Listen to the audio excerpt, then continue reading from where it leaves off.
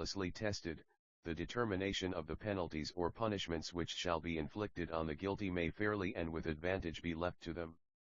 And we are not to be blamed for not legislating concerning all that large class of matters which judges far worse educated than ours would be able to determine, assigning to each offense what is due both to the perpetrator and to the sufferer.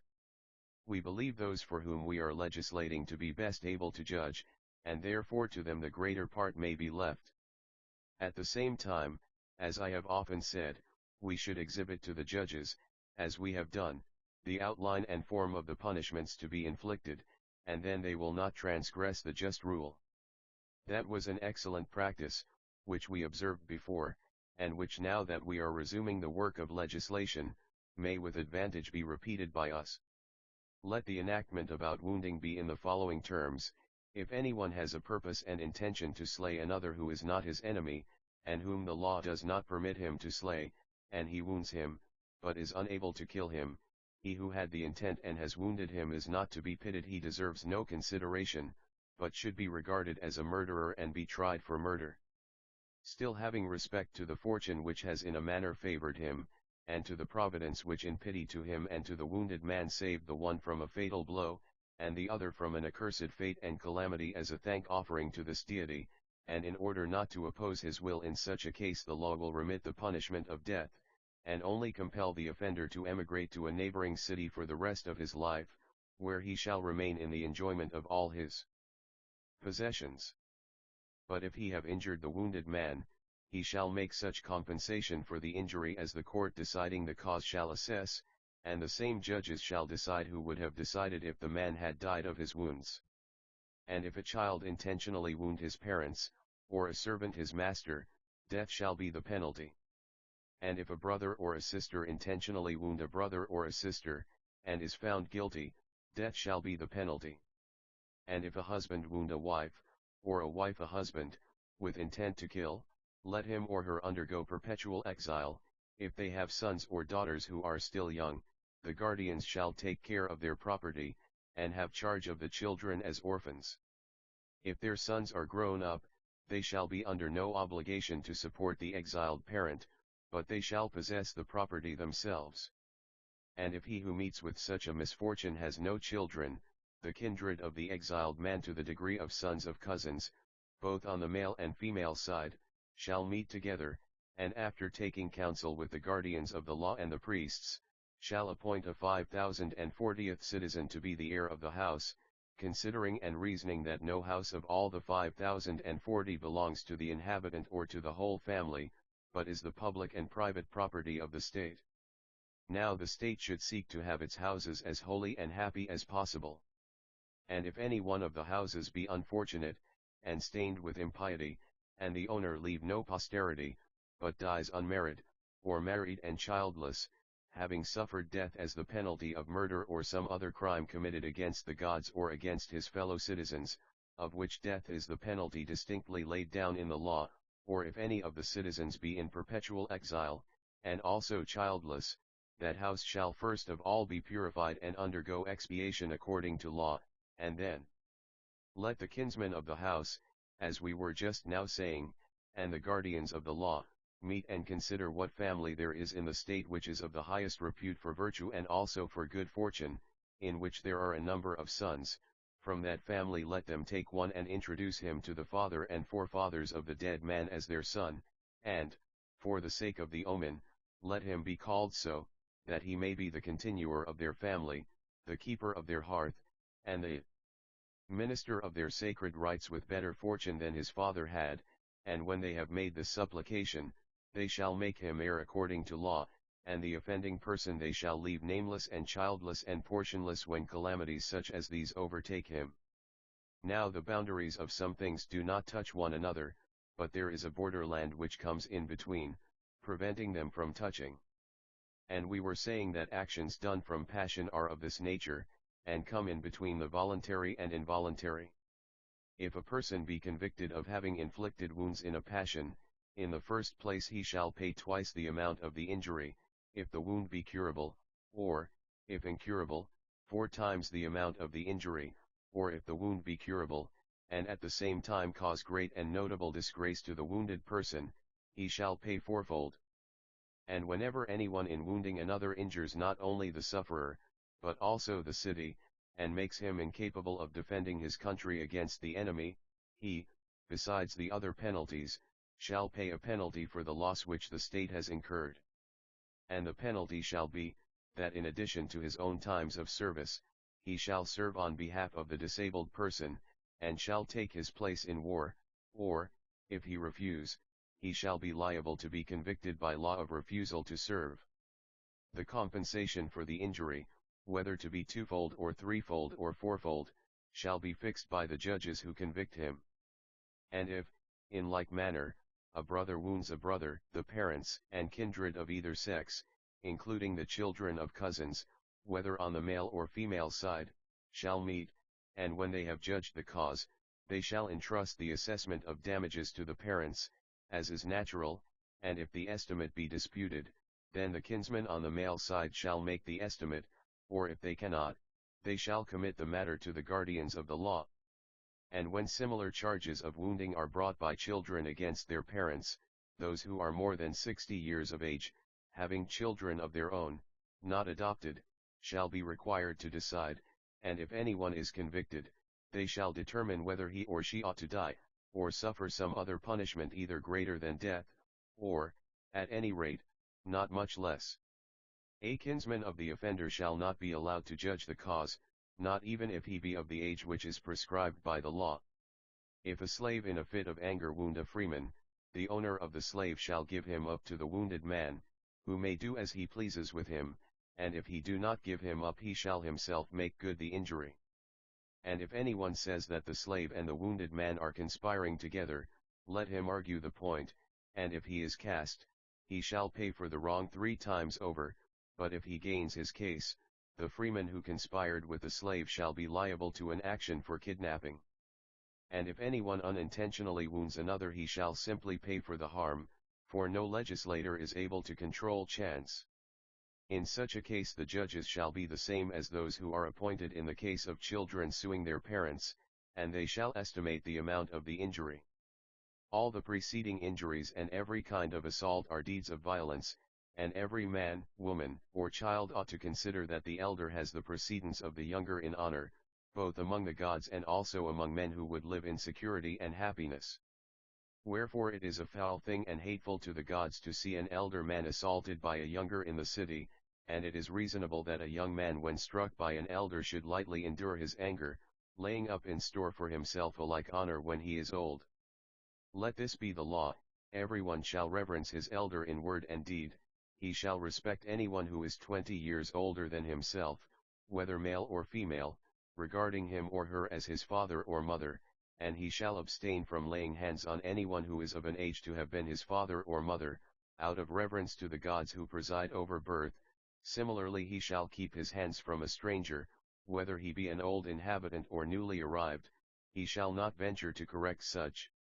And one by blows, either as the aggressor or in self-defense. If he thinks that some stranger has struck him out of wantonness or insolence, and ought to be punished, he shall take him to the wardens of the city, but let him not strike him, that the stranger may be kept far away from the possibility of lifting up his hand against a citizen, and let the wardens of the city take the offender and examine him, not forgetting their duty to the God of strangers, and in case the stranger appears to have struck the citizen unjustly, let them inflict upon him as many blows with the scourge as he was himself inflicted, and quell his presumption. But if he be innocent, they shall threaten and rebuke the man who arrested him, and let them both go. If a person strikes another of the same age or somewhat older than himself, who has no children, whether he be an old man who strikes an old man or a young man who strikes a young man, let the person struck defend himself in the natural way without a weapon and with his hands only. He who, being more than 40 years of age, dares to fight with another, whether he be the aggressor or in self-defense, shall be regarded as rude and ill-mannered and slavish. This will be a disgraceful punishment, and therefore suitable to him. The obedient nature will readily yield to such exhortations, but the disobedient, who heeds not the prelude, shall have the law ready for him. If any man smite another who is older than himself, either by 20 or by more years, In the first place, he who is at hand, not being younger than the combatants, nor their equal in age, shall separate them, or be disgraced according to law, but if he be the equal in age of the person who is struck or younger, he shall defend the person injured as he would a brother or father or still older relative.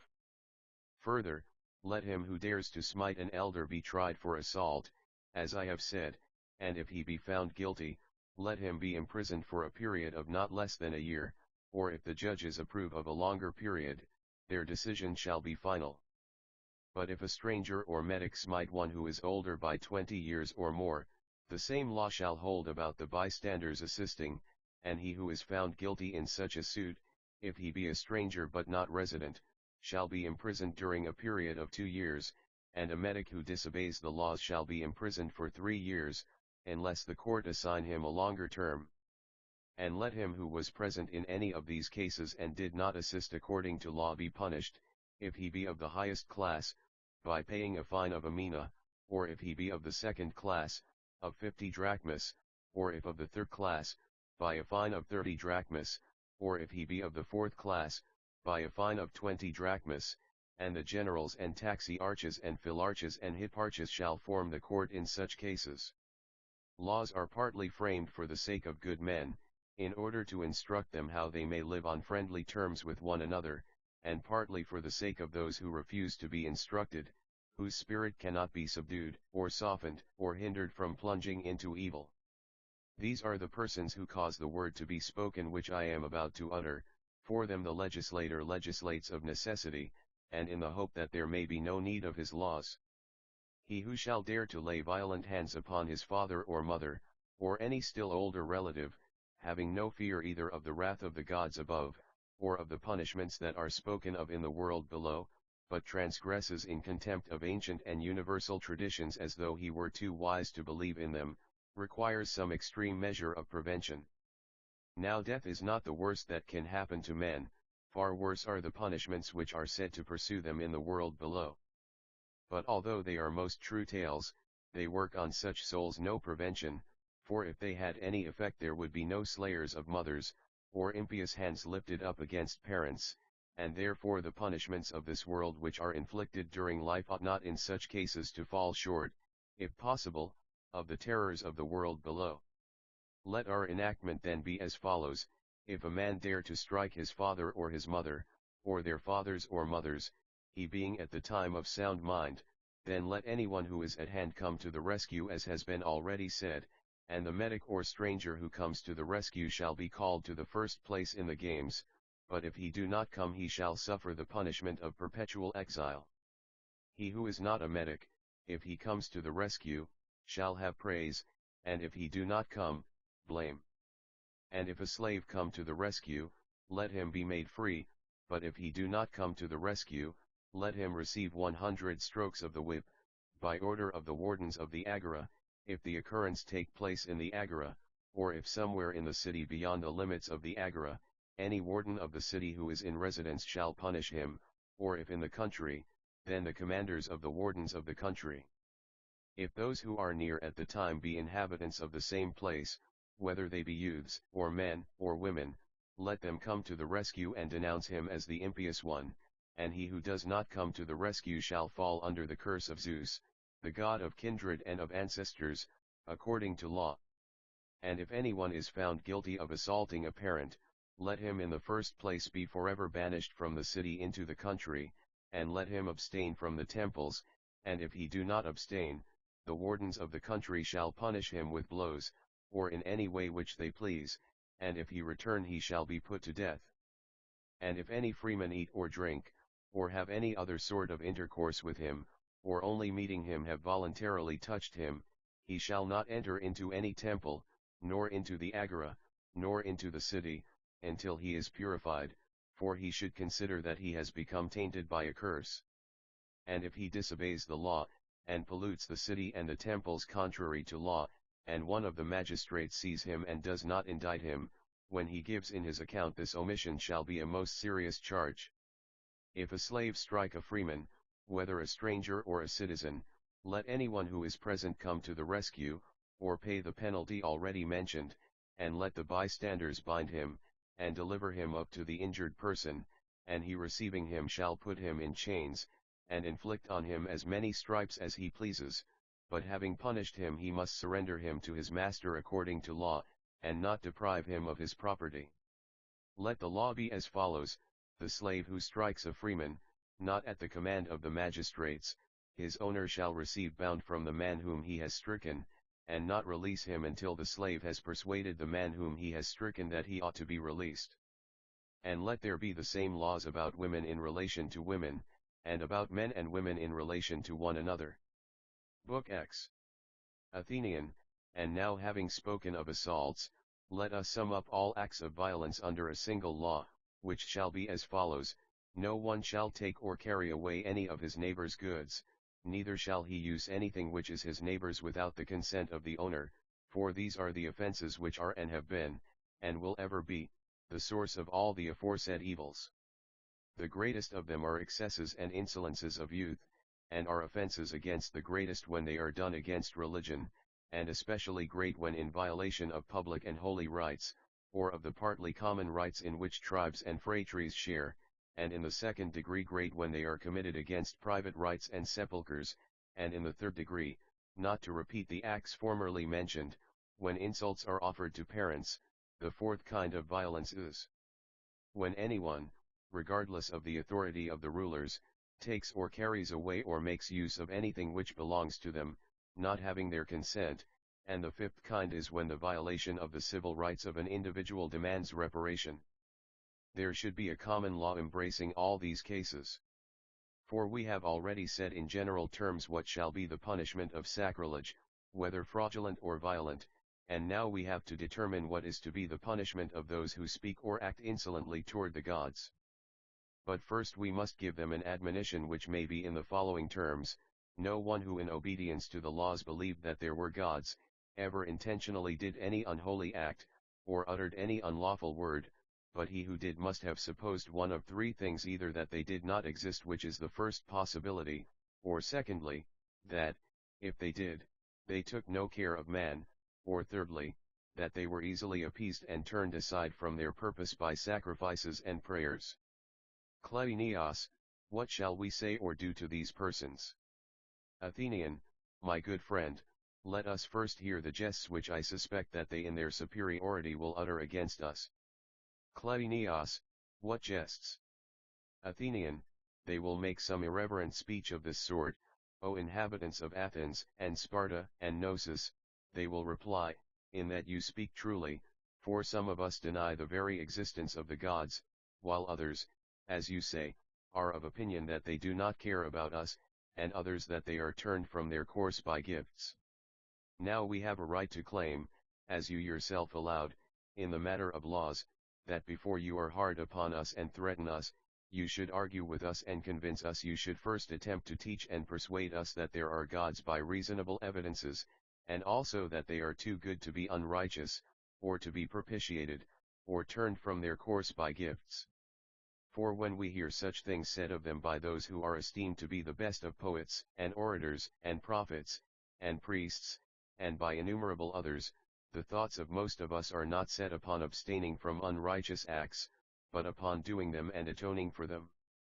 When lawgivers profess that they are gentle and not stern, we think that they should first of all use persuasion to us, and show us the existence of gods, if not in a better manner than other men, at any rate in a truer, and who knows but that we shall hearken to you.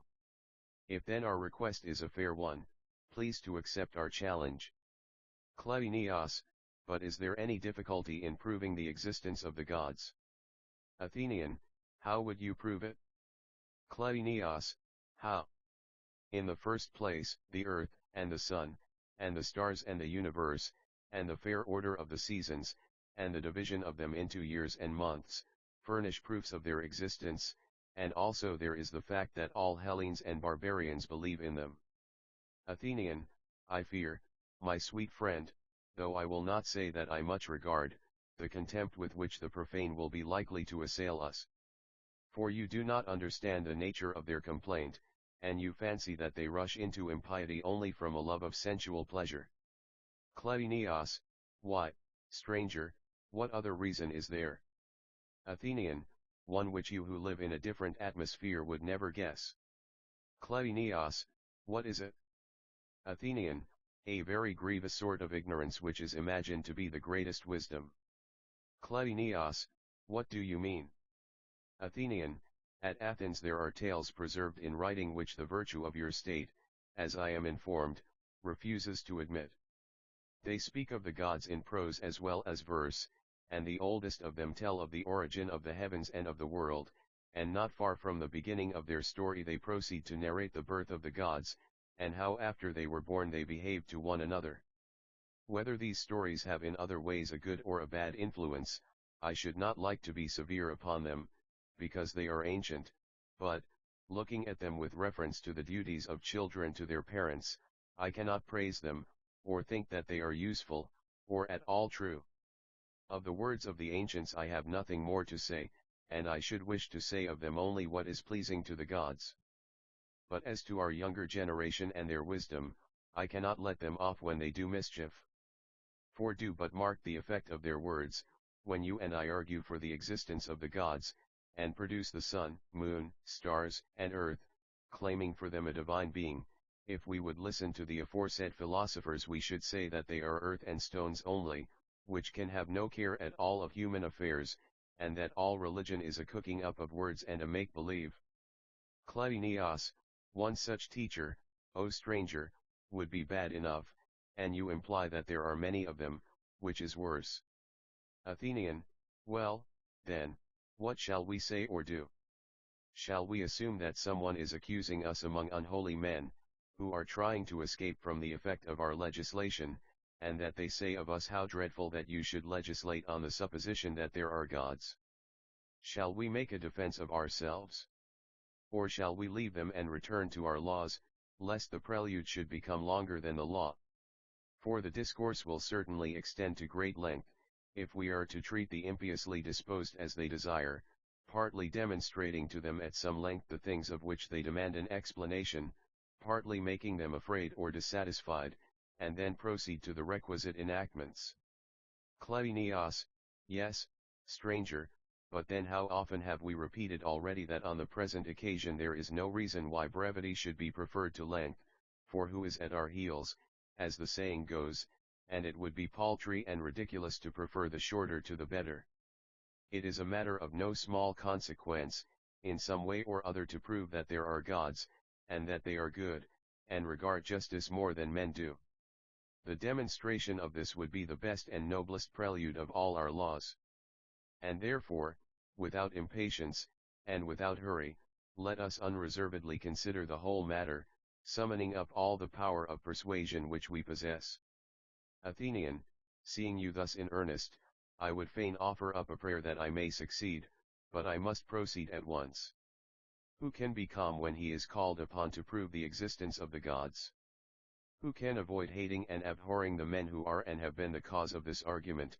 I speak of those who will not believe the tales which they have heard as babes and sucklings from their mothers and nurses, repeated by them both in jest and earnest, like charms, who have also heard them in the sacrificial prayers, and seen sights accompanying them, sights and sounds delightful to children and their parents during the sacrifices, showing an intense earnestness on behalf of their children and of themselves, and with eager interest talking to the gods, and beseeching them, as though they were firmly convinced of their existence, who likewise see and hear the prostrations and invocations which are made by Hellenes and barbarians at the rising and setting of the sun and moon, in all the vicissitudes of life, not as if they thought that there were no gods, but as if there could be no doubt of their existence, and no suspicion of their non-existence, when men, knowing all these things, despise them on no real grounds, as would be admitted by all who have any particle of intelligence, and when they force us to say what we are now saying, how can anyone in gentle terms remonstrate with the like of them, when he has to begin by proving to them the very existence of the gods? Yet the attempt must be made, for it would be unseemly that one half of mankind should go mad in their lust of pleasure, and the other half in their indignation at such persons. Our address to these lost and perverted natures should not be spoken in passion. Let us suppose ourselves to select some one of them, and gently reason with him, smothering our anger, O my son, we will say to him, you are young, and the advance of time will make you reverse many of the opinions which you now hold. Wait a while, and do not attempt to judge at present of the highest things, and that is the highest of which you now think nothing, to know the gods rightly and to live accordingly. And in the first place let me indicate to you one point which is of great importance, and about which I cannot be deceived. You and your friends are not the first who have held this opinion about the gods. There have always been persons more or less numerous who have had the same disorder. I have known many of them, and can tell you, that no one who had taken up in youth this opinion, that the gods do not exist, ever continued in the same until he was old. The two other notions certainly do continue in some cases, but not in many. The notion, I mean, that the gods exist, but take no heed of human things, and the other notion that they do take heed of them, but are easily propitiated with sacrifices and prayers. As to the opinion about the gods which may some day become clear to you, I advise you to wait and consider if it be true or not, ask of others, and above all of the legislator. In the meantime take care that you do not offend against the gods. For the duty of the legislator is and always will be to teach you the truth of these matters. Kleinios, our address, stranger, thus far, is excellent. Athenian, quite true, Megillus and Kleinios, but I am afraid that we have unconsciously lighted on a strange doctrine. Kleinios, what doctrine do you mean? Athenian, the wisest of all doctrines, in the opinion of many. Kleinios, I wish that you would speak plainer. Athenian, the doctrine that all things do become, have become, and will become, some by nature, some by art, and some by chance. Kleinios, is not that true? Athenian, well, philosophers are probably right, at any rate we may as well follow in their track, and examine what is the meaning of them and their disciples. Kleinios, by all means. Athenian, they say that the greatest and fairest things are the work of nature and of chance, the lesser of art, which, receiving from nature the greater and primeval creations, molds and fashions all those lesser works which are generally termed artificial. Kleinios, how is that? Athenian, I will explain my meaning still more clearly. They say that fire and water and earth and air, all exist by nature and chance, and none of them by art, and that as to the bodies which come next in order, earth, and sun, and moon, and stars, they have been created by means of these absolutely inanimate existences. The elements are severally moved by chance and some inherent force according to certain affinities among them of hot with cold, or of dry with moist, or of soft with hard, and according to all the other accidental admixtures of opposites which have been formed by necessity. After this fashion and in this manner the whole heaven has been created, and all that is in the heaven, as well as animals and all plants, and all the seasons come from these elements, not by the action of mind, as they say, or of any god, or from art, but as I was saying, by nature and chance only.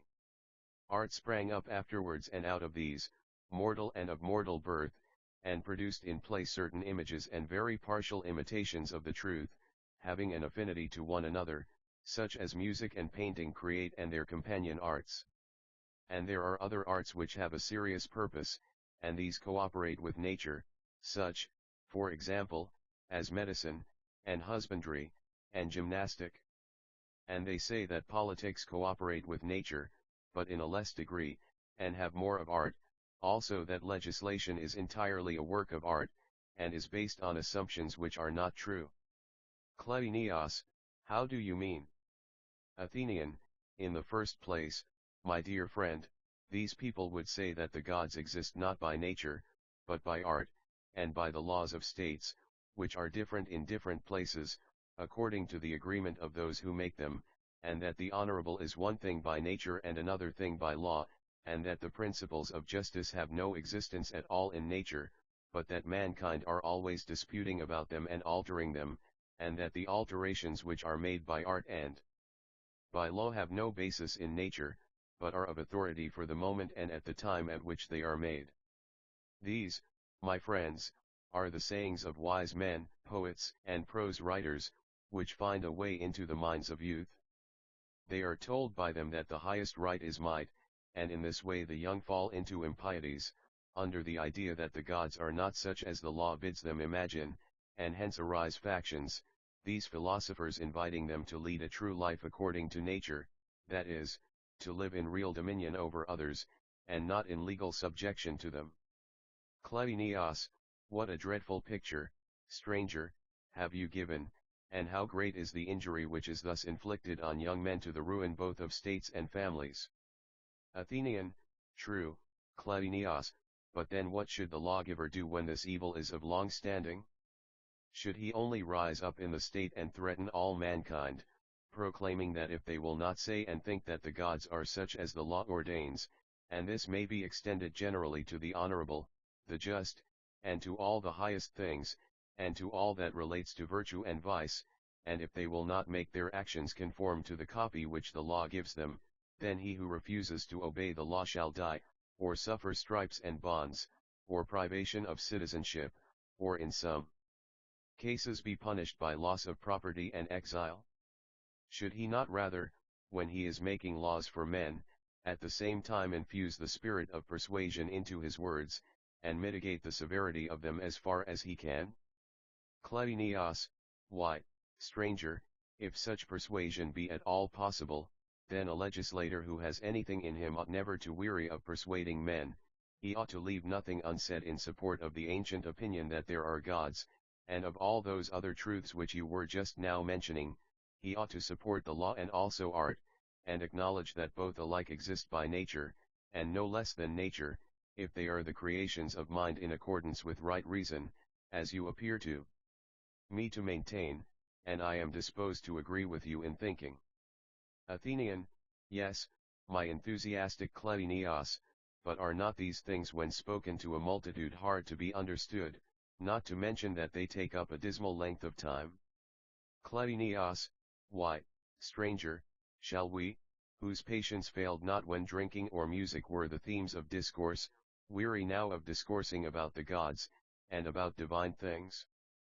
And the greatest help to rational legislation is that the laws when once written down are always at rest, they can be put to the test at any future time, and therefore, if on first hearing they seem difficult, there is no reason for apprehension about them, because any man however dull can go over them and consider them again and again, nor if they are tedious but useful, is there any reason or religion, as it seems to me, in any man refusing to maintain the principles of them to the utmost of his power. Megillus, stranger, I like what Kleinios is saying. Athenian, yes, Megillus, and we should do as he proposes, for if impious discourses were not scattered, as I may say, throughout the world, there would have been no need for any vindication of the existence of the gods, but seeing that they are spread far and wide, such arguments are needed, and who should come to the rescue of the greatest laws, when they are being undermined by bad men, but the legislator himself? Megillus, there is no more proper champion of them. Athenian, well, then, tell me, Kleinios, for I must ask you to be my partner, does not he who talks in this way conceive fire and water and earth and air to be the first elements of all things? These he calls nature, and out of these he supposes the soul to be formed afterwards, and this is not a mere conjecture of ours about his meaning, but is what he really means. Kleinios, very true. Athenian, then, by heaven, we have discovered the source of this vain opinion of all those physical investigators, and I would have you examine their arguments with the utmost care, for their impiety is a very serious matter. They not only make a bad and mistaken use of argument, but they lead away the minds of others, that is my opinion of them. Kleinios, you are right, but I should like to know how this happens. Athenian, I fear that the argument may seem singular. Kleinios, do not hesitate, stranger, I see that you are afraid of such a discussion carrying you beyond the limits of legislation. But if there be no other way of showing our agreement in the belief that there are gods, of whom the law is said now to approve, let us take this way, my good sir. Athenian, then I suppose that I must repeat the singular argument of those who manufacture the soul according to their own impious notions, they affirm that which is the first cause of the generation and destruction of all things, to be not first, but last, and that which is last to be first, and hence they have fallen into error about the true nature of the gods. Cleinias, still I do not understand you. Athenian, nearly all of them, my friends, seem to be ignorant of the nature and power of the soul, especially in what relates to her origin. They do not know that she is among the first of things, and before all bodies, and is the chief author of their changes and transpositions.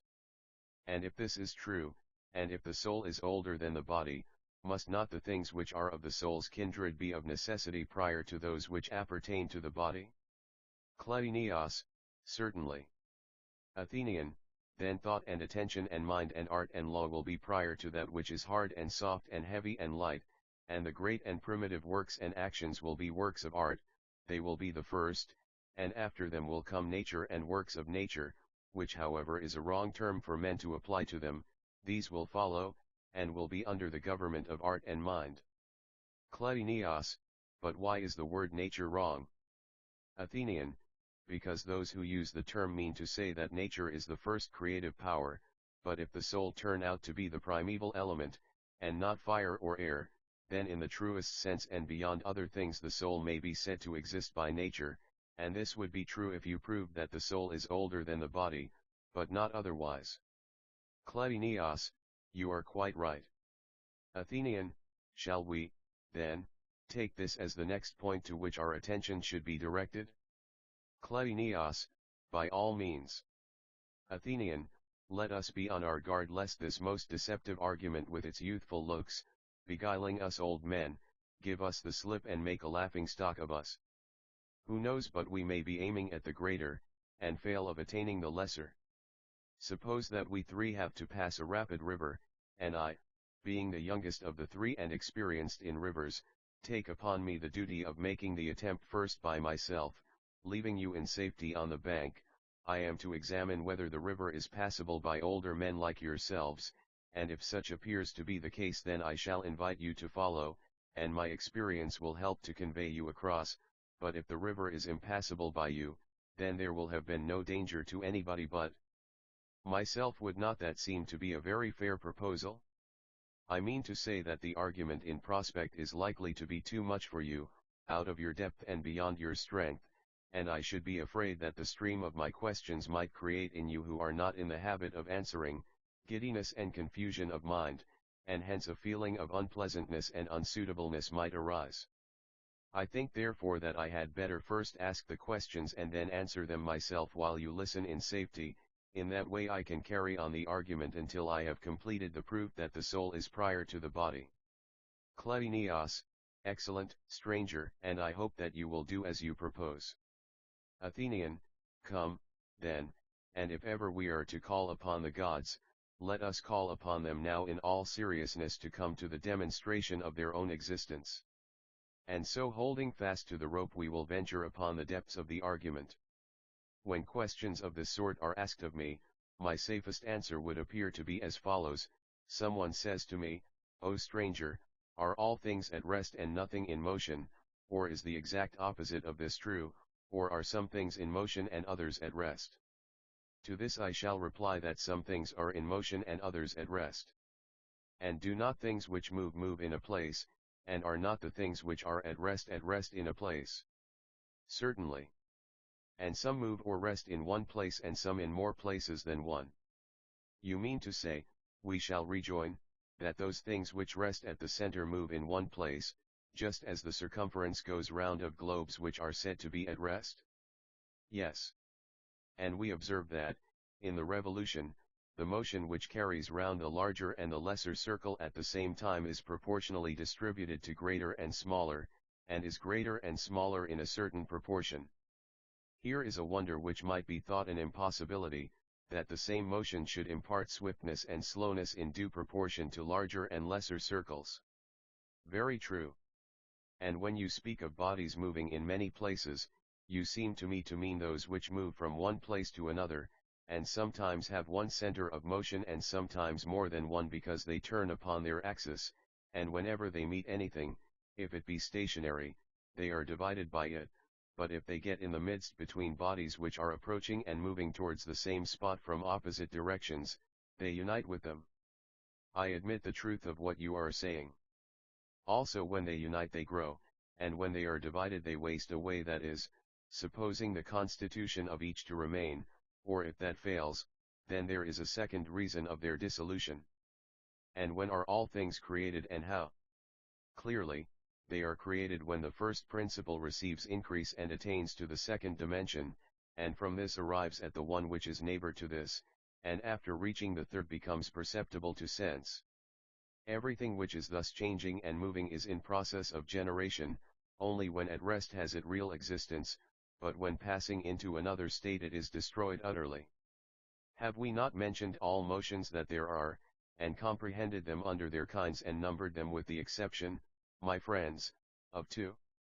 Kleinios, which are they? Athenian, just the two, with which our present inquiry is concerned. Kleinios, speak plainer.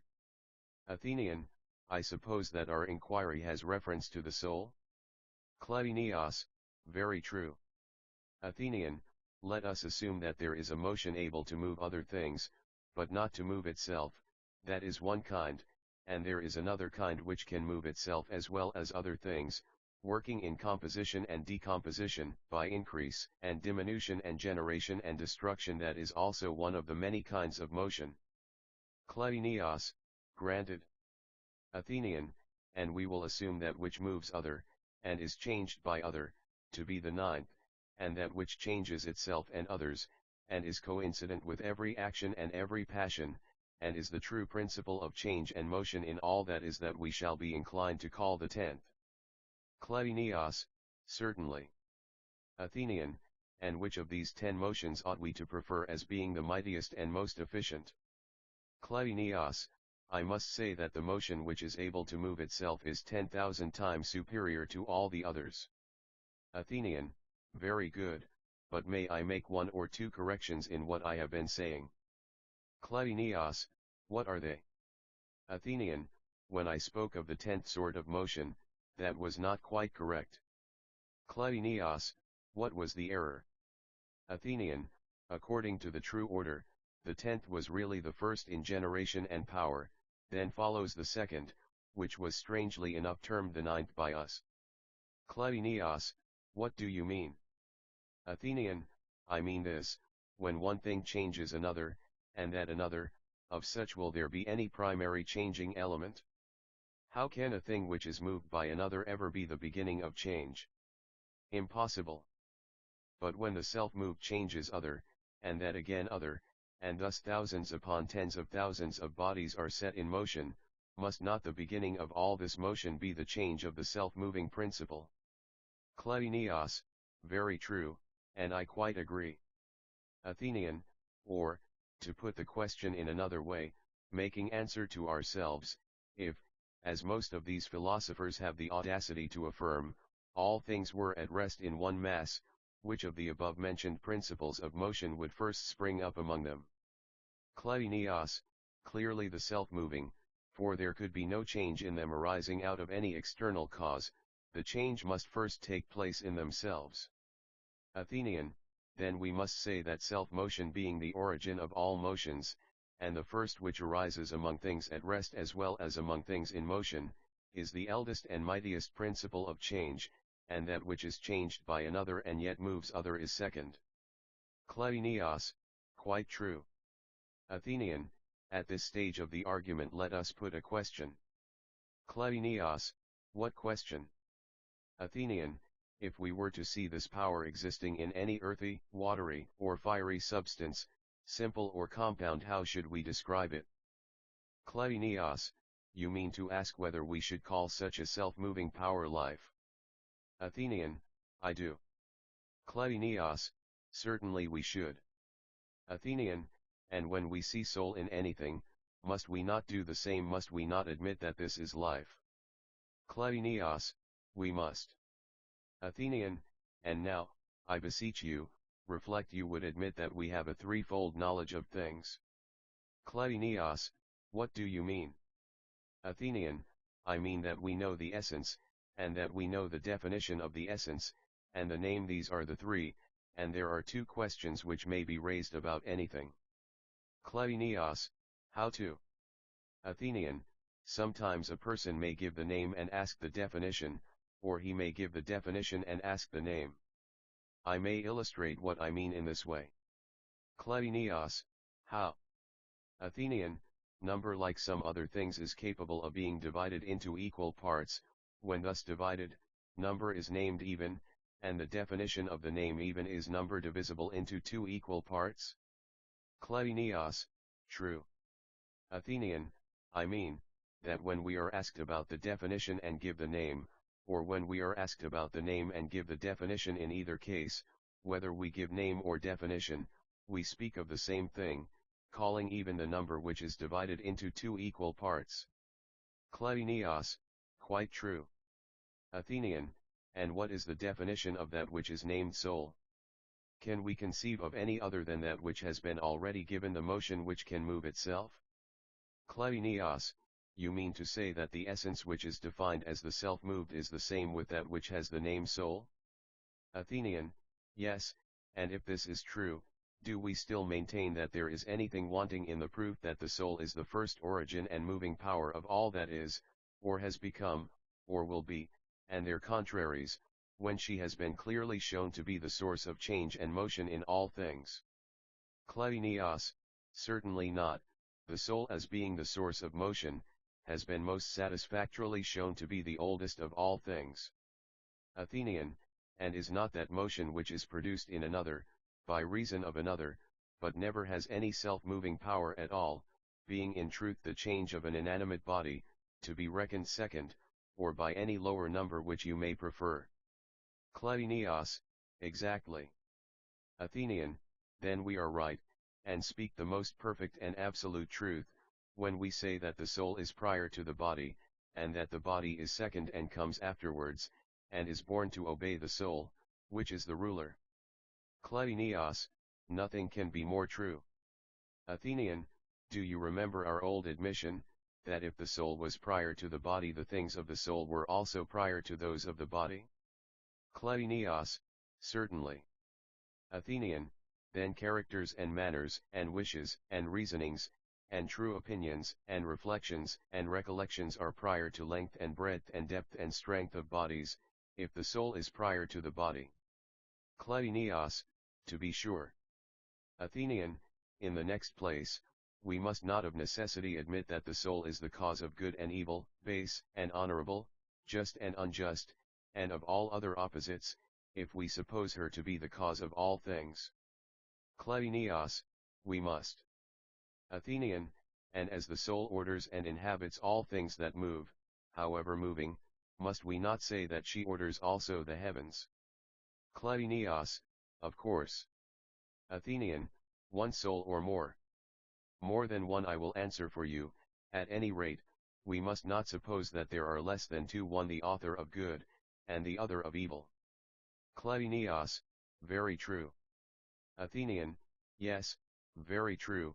The soul then directs all things in heaven and earth and sea by her movements, and these are described by the terms will, consideration, attention, deliberation, opinion, true and false, joy and sorrow, confidence, fear, hatred, love, and other primary motions akin to these, which again receive the secondary motions of corporeal substances, and guide all things to growth and decay, to composition and decomposition, and to the qualities which accompany them, such as heat and cold, heaviness and lightness, hardness and softness, blackness and whiteness, bitterness and sweetness, and all those other qualities which the soul uses, herself a goddess. When truly receiving the divine mind, she disciplines all things rightly to their happiness, but when she is the companion of folly, she does the very contrary of all this. Shall we assume so much, or do we still entertain doubts? Kleinios, there is no room at all for doubt. Athenian, shall we say then that it is the soul which controls heaven and earth, and the whole world? That it is a principle of wisdom and virtue, or a principle which has neither wisdom nor virtue? Suppose that we make answer as follows. Kleinios, how would you answer? Athenian, if, my friend, we say that the whole path and movement of heaven, and of all that is therein, is by nature akin to the movement and revolution and calculation of mind, and proceeds by kindred laws, then, as is plain, we must say that the best soul takes care of the world and guides it along the good path. Cleinias, true. Athenian, but if the world moves wildly and irregularly, then the evil soul guides it. Cleinias, true again. Athenian, of what nature is the movement of mind? To this question it is not easy to give an intelligent answer, and therefore I ought to assist you in framing one. Cleinias, very good. Athenian, then let us not answer as if we would look straight at the sun, making ourselves darkness at midday, I mean as if we were under the impression that we could see with mortal eyes, or know adequately the nature of mind. It will be safer to look at the image only. Cleinias, what do you mean? Athenian, let us select of the 10 motions the one which mind chiefly resembles, this I will bring to your recollection, and will then make the answer on behalf of us all. Cleinias, that will be excellent. Athenian, you will surely remember our saying that all things were either at rest or in motion. Cleinias, I do. Athenian, and that of things in motion some were moving in one place, and others in more than one? Cleinias, yes. Athenian, of these two kinds of motion, that which moves in one place must move about a center like globes made in a lathe, and is most entirely akin and similar to the circular movement of mind. Cleinias, what do you mean? Athenian, in saying that both mind and the motion which is in one place move in the same and like manner, in and about the same, and in relation to the same, and according to one proportion and order, and are like the motion of a globe, we invented a fair image, which does no discredit to our ingenuity. Cleinias, it does us great credit. Athenian, and the motion of the other sort which is not after the same manner, nor in the same, nor about the same, nor in relation to the same, nor in one place, nor in order, nor according to any rule or proportion, may be said to be akin to senselessness and folly? Cleinias, that is most true. Athenian, then, after what has been said, there is no difficulty in distinctly stating, that since soul carries all things round, either the best soul or the contrary must of necessity carry round and order and arrange the revolution of the heaven. Cleinias, and judging from what has been said, stranger, there would be impiety in asserting that any but the most perfect soul or souls carries round the heavens. Athenian, you have understood my meaning right well, Cleinias, and now let me ask you another question. Cleinias, what are you going to ask? Athenian, if the soul carries round the sun and moon, and the other stars, does she not carry round each individual of them? Cleinias, certainly. Athenian, then of one of them let us speak, and the same argument will apply to all. Cleinias, which will you take? Athenian, everyone sees the body of the sun, but no one sees his soul, nor the soul of any other body living or dead, and yet there is great reason to believe that this nature, unperceived by any of our senses, is circumfused around them all, but is perceived by mind, and therefore by mind and reflection only. Let us apprehend the following point. Cleinias, what is that? Athenian, if the soul carries round the sun, we shall not be far wrong in supposing one of 3 alternatives. Cleinias, what are they? Athenian, either the soul which moves the sun this way and that, resides within the circular and visible body, like the soul which carries us about every way, or the soul provides herself with an external body of fire or air, as some affirm, and violently propels body by body, or thirdly, she is without such a body, but guides the sun by some extraordinary and wonderful power. Cleinias, yes, certainly, the soul can only order all things in one of these 3 ways. Athenian, and this soul of the sun, which is therefore better than the sun, whether taking the sun about in a chariot to give light to men, or acting from without, or in whatever way, ought by every man to be deemed a god. Cleinias, yes, by every man who has the least particle of sense. Athenian, and of the stars too, and of the moon, and of the years and months and seasons, must we not say in like manner, that since a soul or souls having every sort of excellence are the causes of all of them, those souls are gods, whether they are living beings and reside in bodies, and in this way order the whole heaven, or whatever be the place and mode of their existence? And will anyone who admits all this venture to deny that all things are full of gods? Cleinias, no one, stranger, would be such a madman. Athenian, and now, Megillus and Cleinias, let us offer terms to him who has hitherto denied the existence of the gods, and leave him. Cleinias, what terms?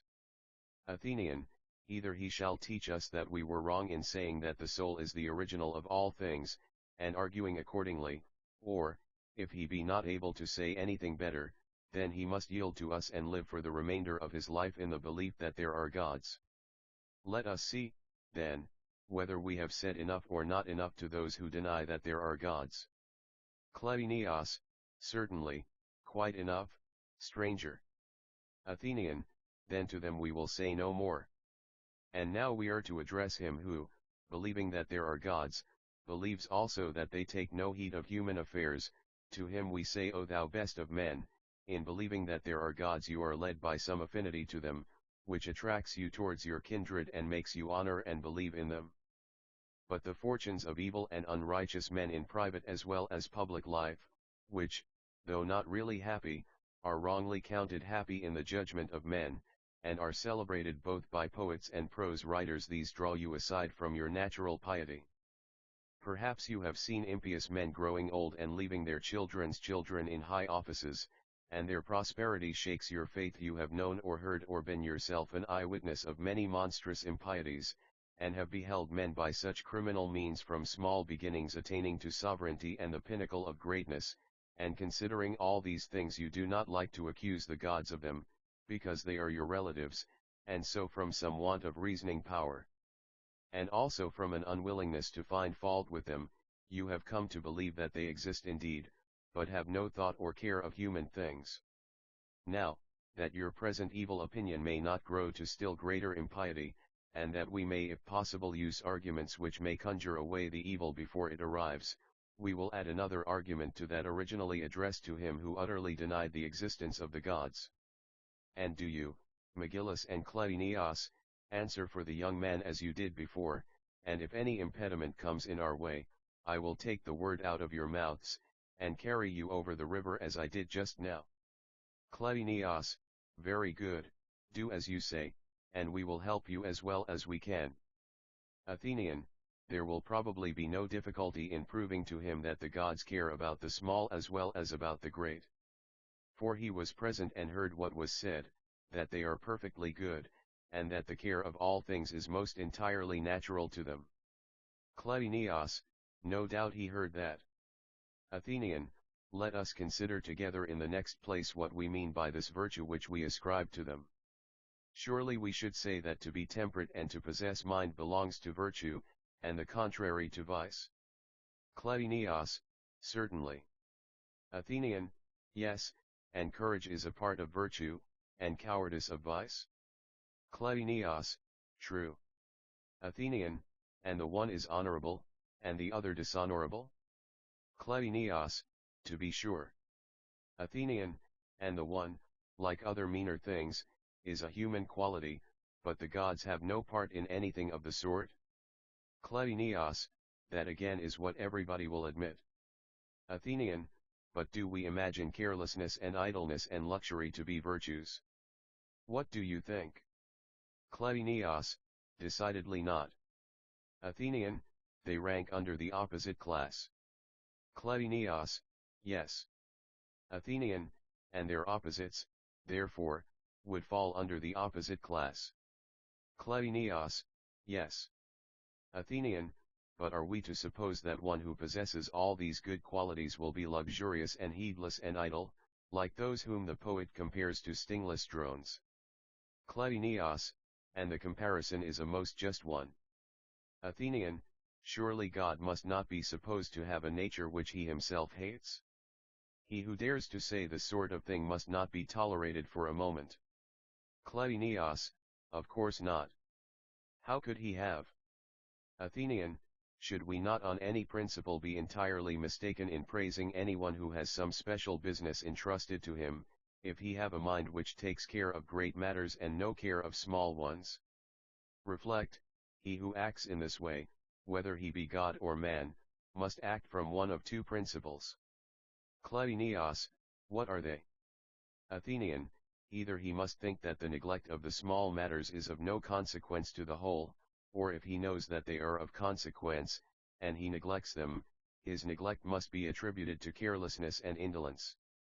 Is there any other way in which his neglect can be explained?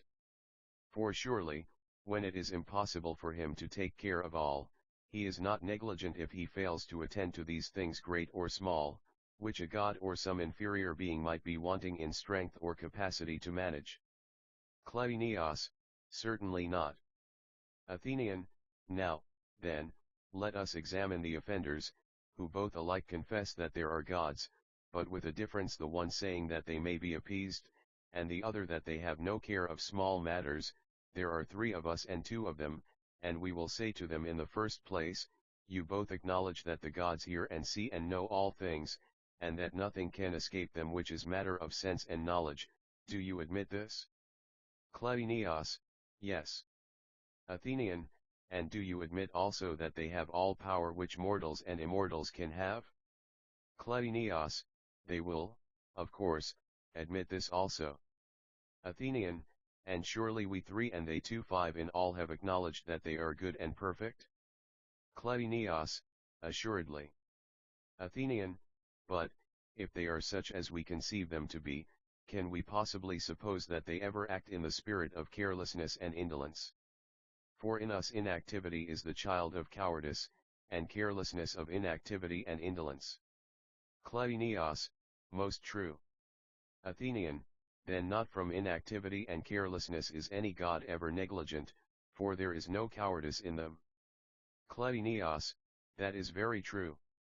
Athenian, then the alternative which remains is, that if the gods neglect the lighter and lesser concerns of the universe, they neglect them because they know that they ought not to care about such matters. What other alternative is there but the opposite of their knowing?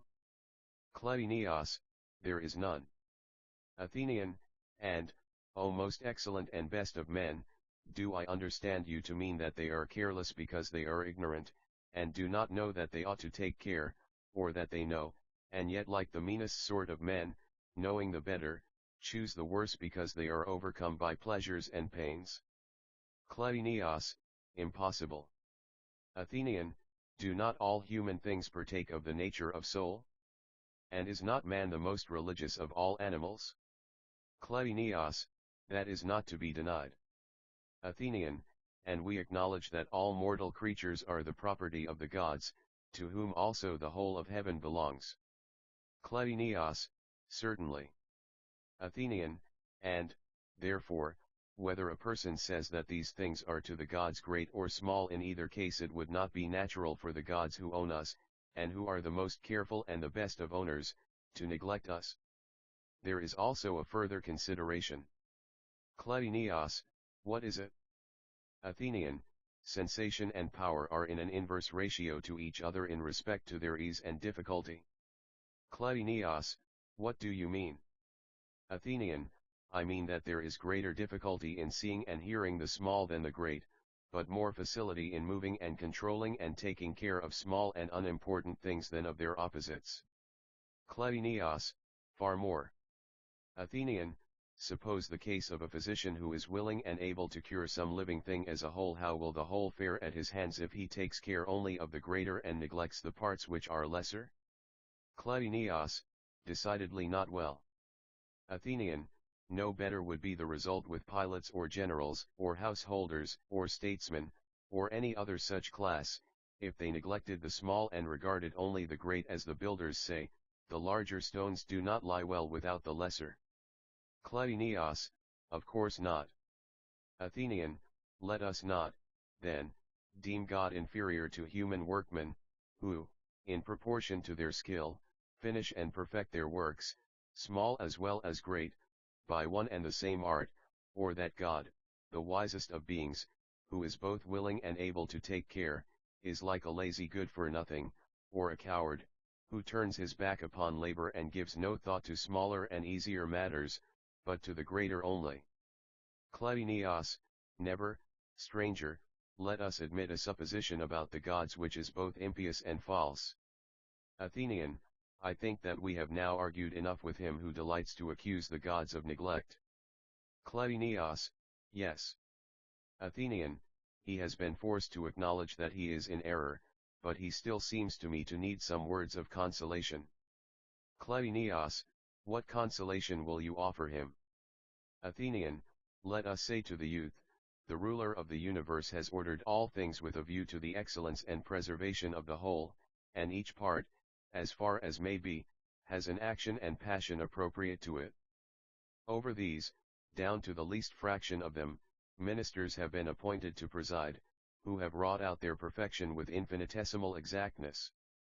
And one of these portions of the universe is thine own, unhappy man, which, however little, contributes to the whole, and you do not seem to be aware that this and every other creation is for the sake of the whole, and in order that the life of the whole may be blessed, and that you are created for the sake of the whole, and not the whole for the sake of you.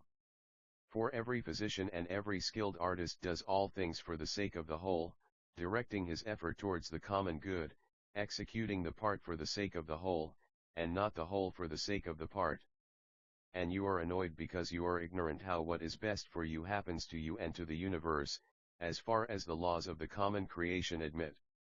Now, as the soul combining first with one body and then with another undergoes all sorts of changes, either of herself, or through the influence of another soul, all that remains to the player of the game is that he should shift the pieces, sending the better nature to the better place, and the worse to the worse, and so assigning to them their proper portion. Kleinios, in what way do you mean?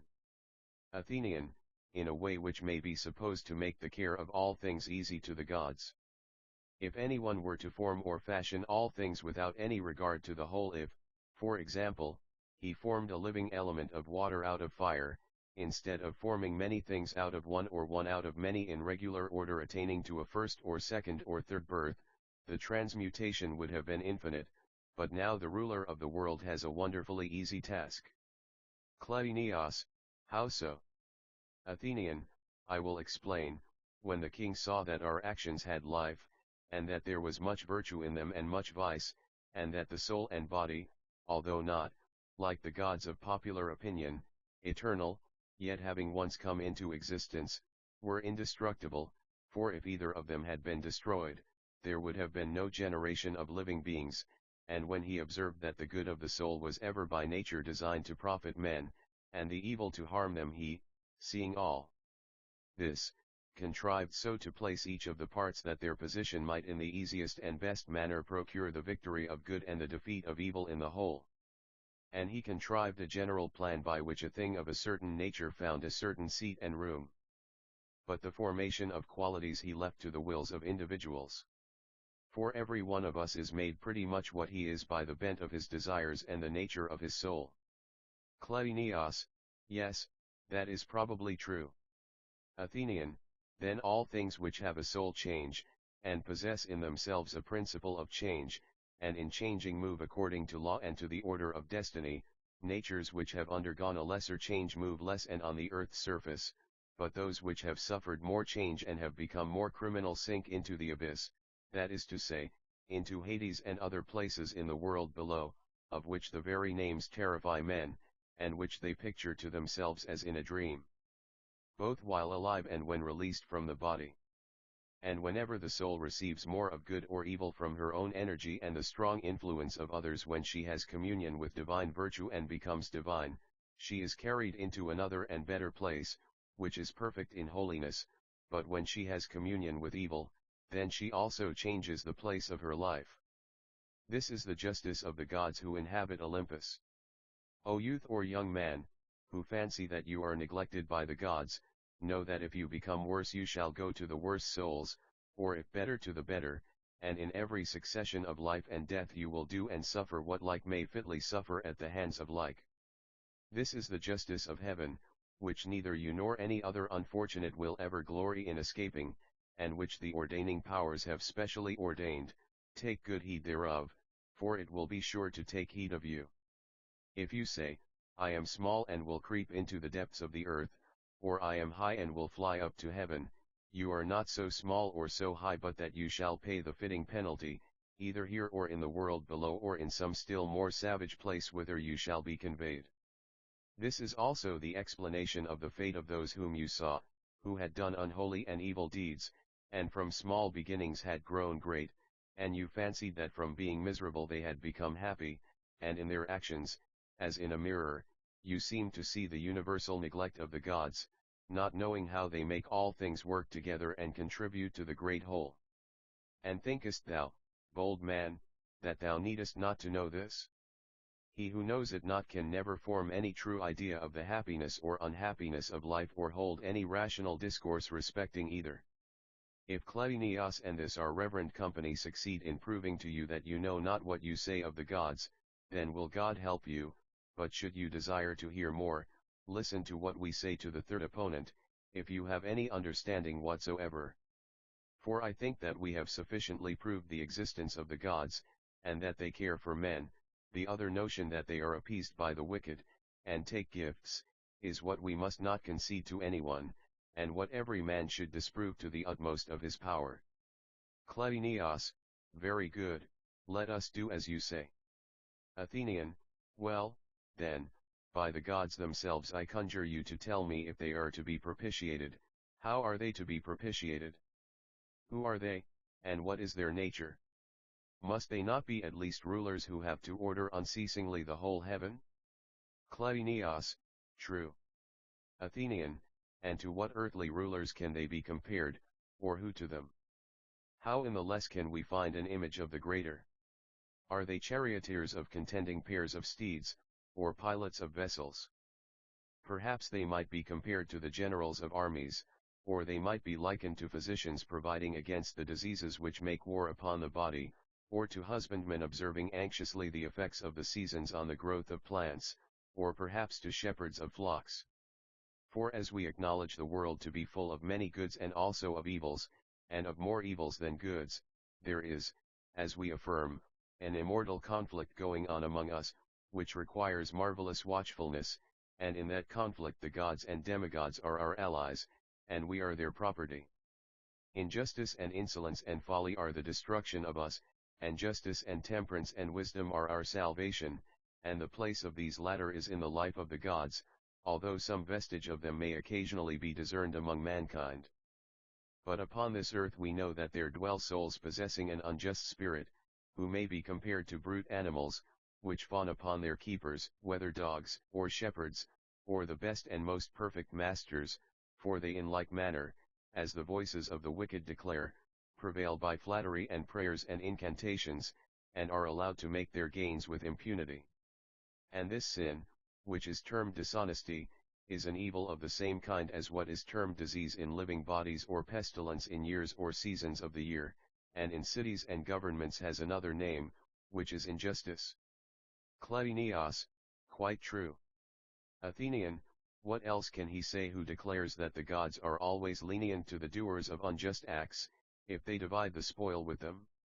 As if wolves were to toss a portion of their prey to the dogs, and they, mollified by the gift, suffered them to tear the flocks. Must not he who maintains that the gods can be propitiated argue thus? Cleinias, precisely so. Athenian, and to which of the above-mentioned classes of guardians would any man compare the gods without absurdity?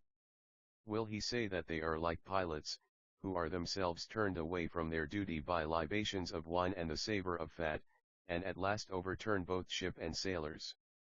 Cleinias, assuredly not. Athenian, and surely they are not like charioteers who are bribed to give up the victory to other chariots? Cleinias, that would be a fearful image of the gods. Athenian, nor are they like generals, or physicians, or husbandmen, or shepherds, and no one would compare them to dogs who have been silenced by wolves. Cleinias, a thing not to be spoken of.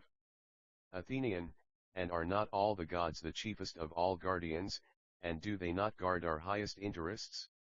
Kleinios, yes, the chiefest. Athenian, and shall we say that those who guard our noblest interests, and are the best of guardians, are inferior in virtue to dogs, and to men even of moderate excellence, who would never betray justice for the sake of gifts which unjust men impiously offer them?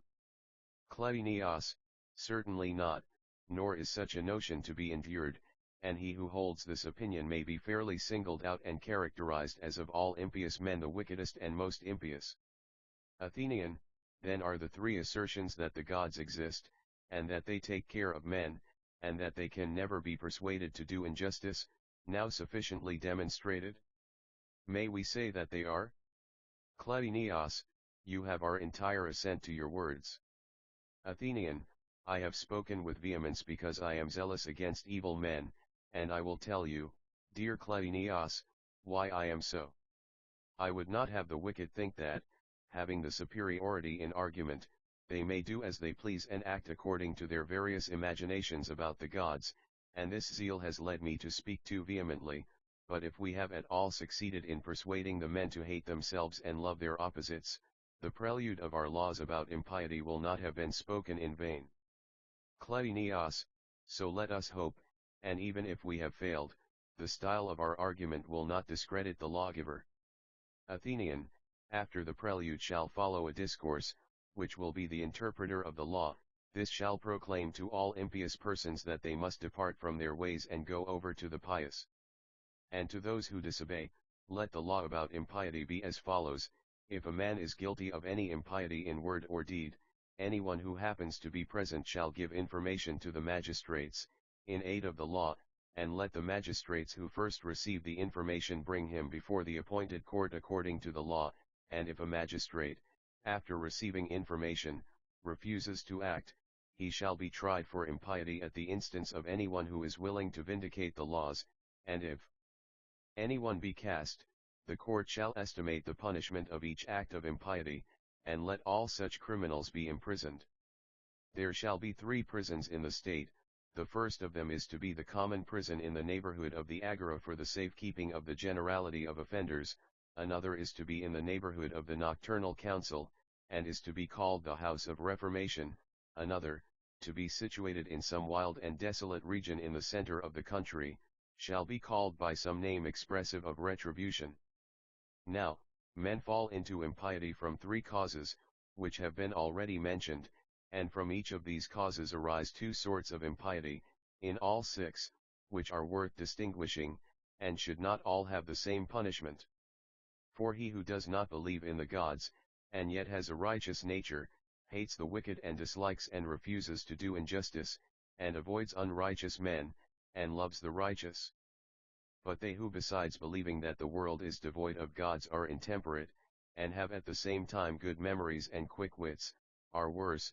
Although both of them are unbelievers, much less injury is done by the one than by the other. The one may talk loosely about the gods and about sacrifices and oaths, and perhaps by laughing at other men he may make them like himself, if he be not punished. But the other who holds the same opinions and is called a clever man, is full of stratagem and deceit. Men of this class deal in prophecy and jugglery of all kinds, and out of their ranks sometimes come tyrants and demagogues and generals and hierophants of private mysteries and the sophists, as they are termed, with their ingenious devices.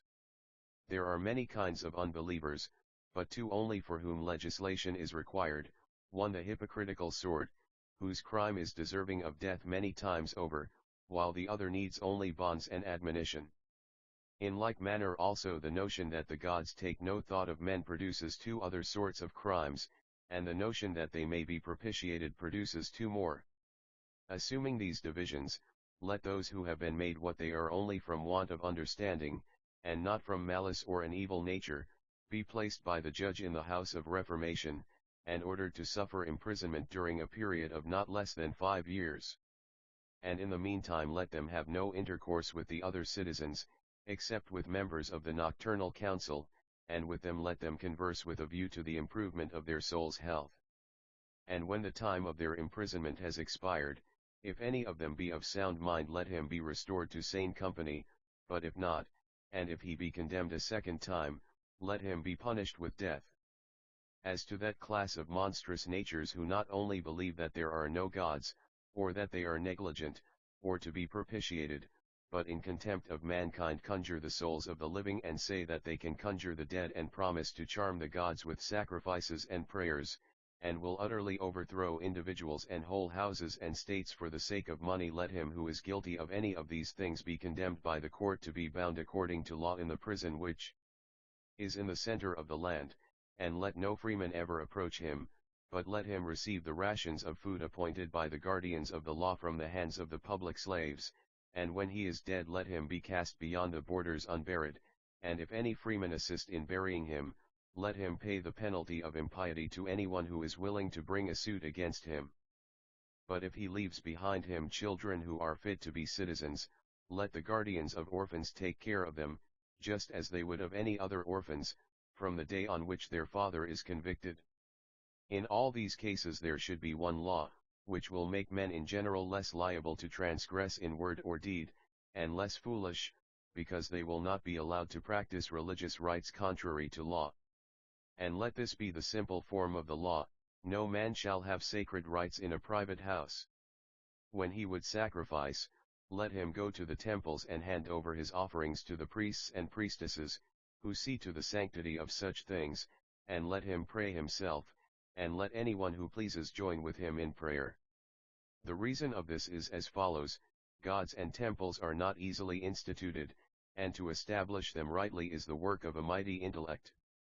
And women especially, and men too, when they are sick or in danger, or in any sort of difficulty, or again on their receiving any good fortune, have a way of consecrating the occasion, vowing sacrifices, and promising shrines to gods, demigods, and sons of gods, and when they are awakened by terrible apparitions and dreams or remember visions, they find in altars and temples the remedies of them, and will fill every house and village with them, placing them in the open air, or wherever they may have had such visions, and with a view to all these cases we should obey the law.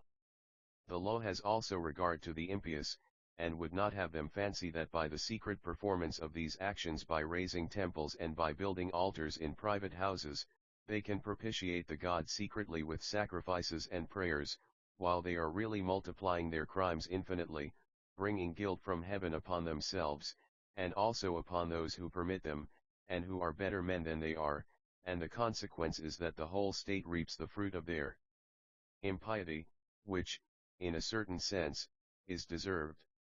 Assuredly God will not blame the legislator, who will enact the following law: no one shall possess shrines of the gods in private houses, and he who is found to possess them, and perform any sacred rites not publicly authorized, supposing the offender to be some man or woman who is not guilty of any other great and impious crime, shall be informed against by him who is acquainted with the fact, which shall be announced by him to the guardians of the law, and let them issue orders that he or she shall carry away their private rites to the public temples, and if they do not persuade them, let them inflict a penalty on them until they comply.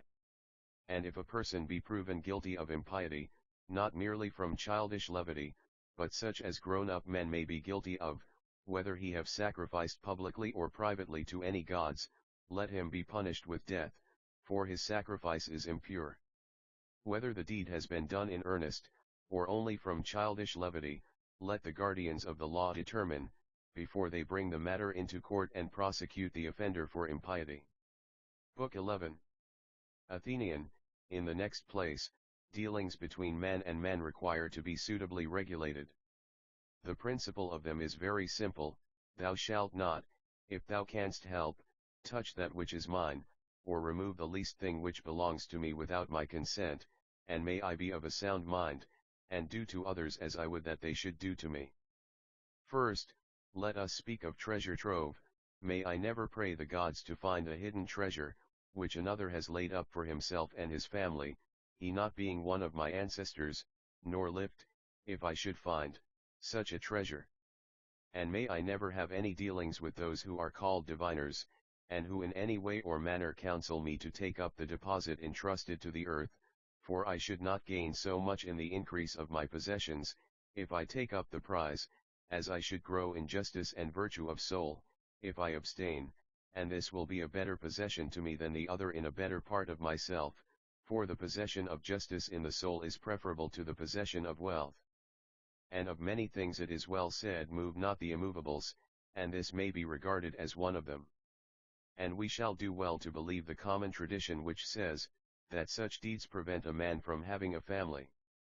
Now as to him who is careless about having children and regardless of the legislator, taking up that which neither he deposited, nor any ancestor of his, without the consent of the depositor, violating the simplest and noblest of laws which was the enactment of no mean man, take not up that which was not laid down by thee of him, I say, who despises these two legislators, and takes up, not some small matter which he has not deposited, but perhaps a great heap of treasure, what he ought to suffer at the hands of the gods, God only knows, but I would have the first person who sees him go and tell the wardens of the city, if the occurrence has taken place in the city, or if the occurrence has taken place in the agora he shall tell the wardens of the agora, or if in the country he shall tell the wardens of the country and their commanders.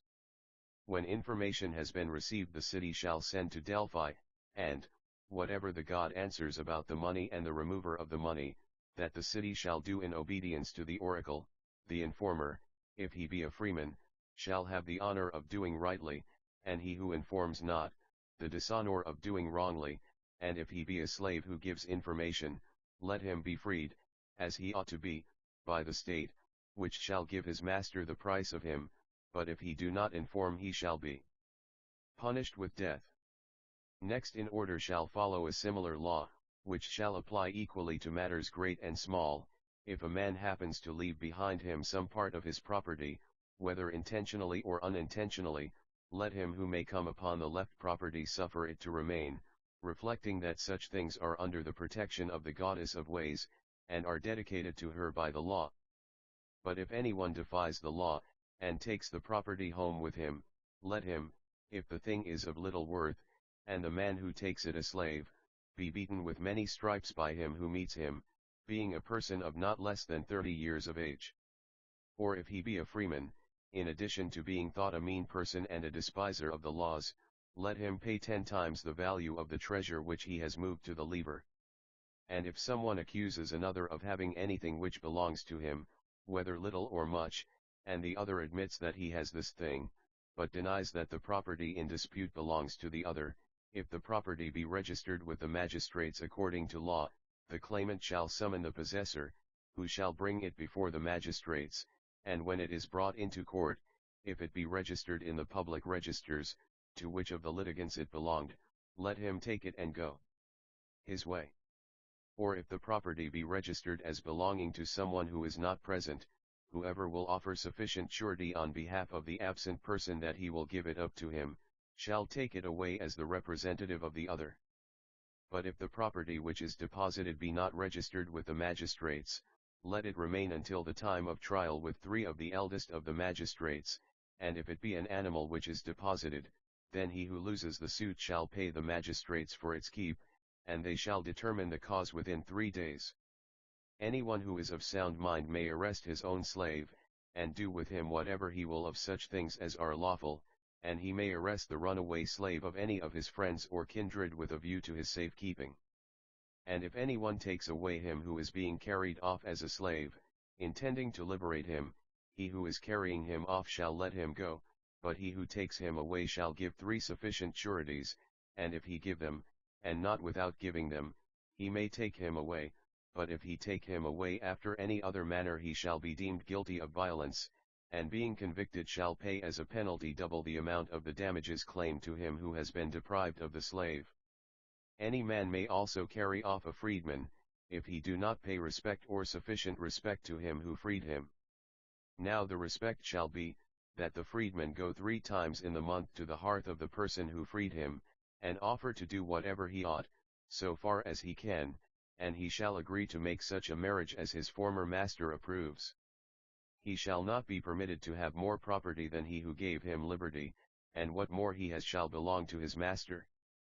The freedman shall not remain in the state more than 20 years, but like other foreigners shall go away, taking his entire property with him, unless he has the consent of the magistrates and of his former master to remain. If a freedman or any other stranger has a property greater than the census of the third class, at the expiration of 30 days from the day on which this comes to pass, he shall take that which is his and go his way, and in this case he shall not be allowed to remain any longer by the magistrates. And if anyone disobeys this regulation, and is brought into court and convicted, he shall be punished with death, and his property shall be confiscated. Suits about these matters shall take place before the tribes, unless the plaintiff and defendant have got rid of the accusation either before their neighbors or before judges chosen by them. If a man lay claim to any animal or anything else which he declares to be his, let the possessor refer to the seller or to some honest and trustworthy person, who has given, or in some legitimate way made over the property to him, if he be a citizen or a metic, sojourning in the city, within 30 days, or, if the property have been delivered to him by a stranger, within 5 months, of which the middle month shall include the summer solstice. When goods are exchanged by selling and buying, a man shall deliver them, and receive the price of them, at a fixed place in the agora, and have done with the matter, but he shall not buy or sell anywhere else, nor give credit. And if in any other manner or in any other place there be an exchange of one thing for another, and the seller give credit to the man who buys from him, he must do this on the understanding that the law gives no protection in cases of things sold not in accordance with these regulations. Again, as to contributions, any man who likes may go about collecting contributions as a friend among friends, but if any difference arises about the collection, he is to act on the understanding that the law gives no protection in such cases. He who sells anything above the value of 50 drachmas shall be required to remain in the city for 10 days, and the purchaser shall be informed of the house of the seller, with a view to the sort of charges which are apt to arise in such cases, and the restitutions which the law allows. And let legal restitution be on this wise: if a man sells a slave who is in a consumption, or who has the disease of the stone, or of strangury, or epilepsy, or some other tedious and incurable disorder of body or mind, which is not discernible to the ordinary man, if the purchaser be a physician or trainer, he shall have no right of restitution, nor shall there be any right of restitution if the seller has told the truth beforehand to the buyer. But if a skilled person sells to another who is not skilled, let the buyer appeal for restitution within 6 months, except in the case of epilepsy, and then the appeal may be made within a year. The cause shall be determined by such physicians as the parties may agree to choose, and the defendant, if he lose the suit, shall pay double the price at which he sold. If a private person sell to another private person, he shall have the right of restitution, and the decision shall be given as before, but the defendant, if he be cast, shall only pay back the price of the slave. If a person sells a homicide to another, and they both know of the fact, let there be no restitution in such a case, but if he do not know of the fact, there shall be a right of restitution, whenever the buyer makes the discovery, and the decision shall rest with the 5 youngest guardians of the law, and if the decision be that the seller was cognizant of the fact, he shall purify the house of the purchaser, according to the law of the interpreters, and shall pay back 3 times the purchase. Money. If a man exchanges either money for money, or anything whatever for anything else, either with or without life, let him give and receive them genuine and unadulterated, in accordance with the law. And let us have a prelude about all this sort of roguery, like the preludes of our other laws. Every man should regard adulteration as of one and the same class with falsehood and deceit, concerning which the many are too fond of saying that at proper times and places the practice may often be right. But they leave the occasion, and the when, and the where, undefined and unsettled, and from this want of definiteness in their language they do a great deal of harm to themselves and to others. Now a legislator ought not to leave the matter undetermined, he ought to prescribe some limit, either greater or less. Let this be the rule prescribed: no one shall call the gods to witness, when he says or does anything false or deceitful or dishonest, unless he would be the most hateful of mankind to them. And he is most hateful to them who takes a false oath, and pays no heed to the gods, and in the next degree, he who tells a falsehood in the presence of his superiors.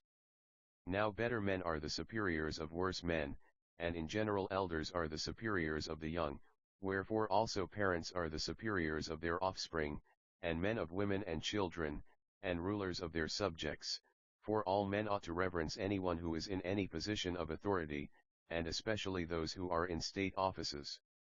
And this is the reason why I have spoken of these matters.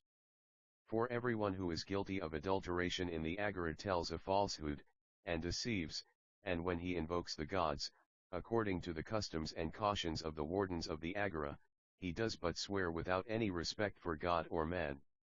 Certainly, it is an excellent rule not lightly to defile the names of the gods, after the fashion of men in general, who care little about piety and purity in their religious actions. But if a man will not conform to this rule, let the law be as follows: he who sells anything in the agora shall not ask 2 prices for that which he sells, but he shall ask 1 price, and if he do not obtain this, he shall take away his goods, and on that day he shall not value them either at more or less, and there shall be no praising of any goods, or oath taken about them. If a person disobeys this command, any citizen who is present, not being less than 30 years of age, may with impunity chastise and beat the swearer, but if instead of obeying the laws he takes no heed, he shall be liable to the charge of having betrayed them. If a man sells any adulterated goods and will not obey these regulations, he who knows and can prove the fact, and does prove it in the presence of the magistrates, if he be a slave or a metic, shall have the adulterated goods, but if he be a citizen, and do not pursue the charge, he shall be called a rogue, and deemed to have robbed the gods of the agora, or if he proves the charge, he shall dedicate the goods to the gods of the agora. He who is proved to have sold any adulterated goods, in addition to losing the goods themselves, shall be beaten with stripes, a stripe for a drachma, according to the price of the goods, and the herald shall proclaim in the agora the offense for which he is going to be beaten. The wardens of the agora and the guardians of the law shall obtain information from experienced persons about the rogueries and adulterations of the sellers, and shall write up what the seller ought and ought not to do in each case, and let them inscribe their laws on a column in front of the court of the wardens of the agora, that they may be clear instructors of those who have business in the agora.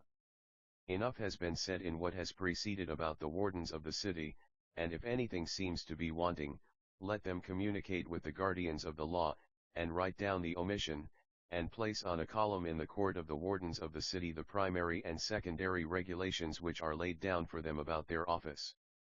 After the practices of adulteration naturally follow the practices of retail trade.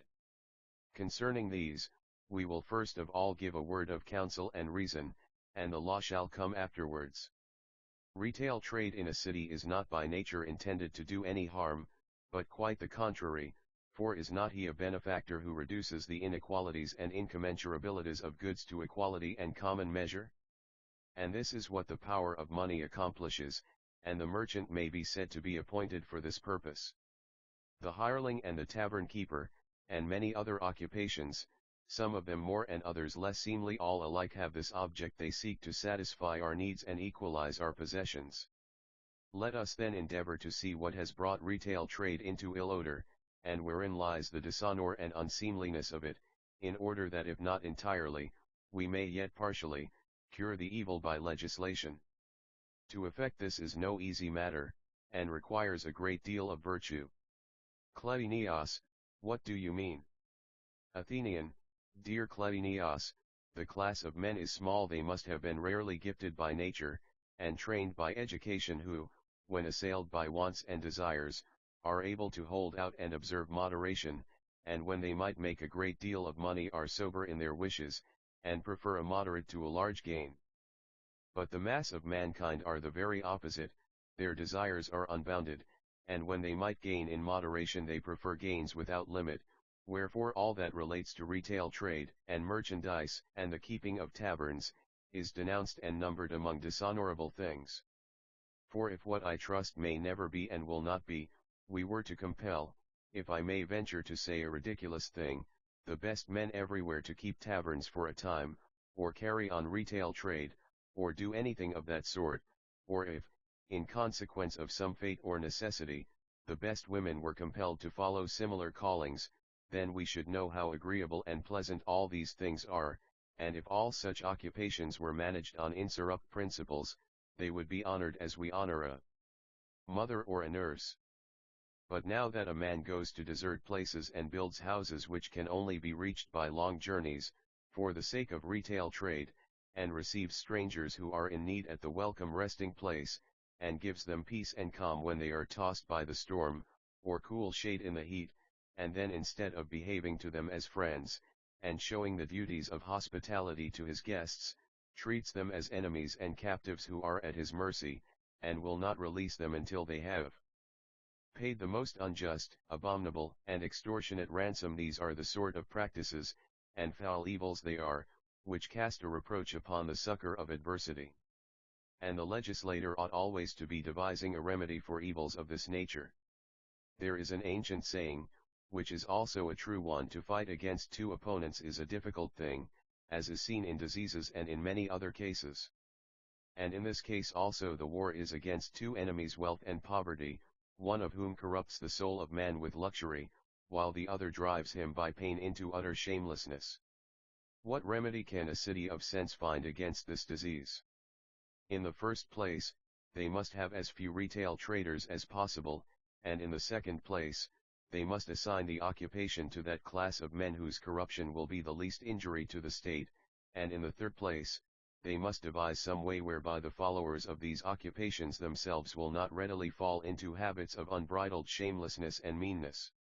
After this preface let our law run as follows: and may fortune favor us, no landowner among the magnates, whose city the god is restoring and resettling, no one, that is, of the 5,040 families, shall become a retail trader either voluntarily or involuntarily, neither shall he be a merchant, or do any service for private persons unless they equally serve him, except for his father or his mother, and their fathers and mothers, and in general for his elders who are freemen, and whom he serves as a freeman. Now it is difficult to determine accurately the things which are worthy or unworthy of a freeman, but let those who have obtained the prize of virtue give judgment about them in accordance with their feelings of right and wrong. He who in any way shares in the illiberality of retail trades may be indicted for dishonoring his race by anyone who likes, before those who have been judged to be the first in virtue, and if he appear to throw dirt upon his father's house by an unworthy occupation, let him be imprisoned for a year and abstain from that sort of thing, and if he repeat the offense, for 2 years, and every time that he is convicted let the length of his imprisonment be doubled. This shall be the second law: he who engages in retail trade must be either a metic or a stranger. And a third law shall be, in order that the retail trader who dwells in our city may be as good or as little bad as possible, the guardians of the law shall remember that they are not only guardians of those who may be easily watched and prevented from becoming lawless or bad, because they are well born and bred, but still more should they have a watch over those who are of another sort, and follow pursuits which have a very strong tendency to make men bad. And, therefore, in respect of the multifarious occupations of retail trade, that is to say, in respect of such of them as are allowed to remain, because they seem to be quite necessary in a state, about these the guardians of the law should meet and take counsel with those who have experience of the several kinds of retail trade, as we before commanded concerning adulteration, which is a matter akin to this, and when they meet they shall consider what amount of receipts, after deducting expenses, will produce a moderate gain to the retail trades, and they shall fix in writing and strictly maintain what they find to be the right percentage of profit. This shall be seen to by the wardens of the agora, and by the wardens of the city, and by the wardens of the country. And so retail trade will benefit everyone, and do the least possible injury to those in the state who practice it.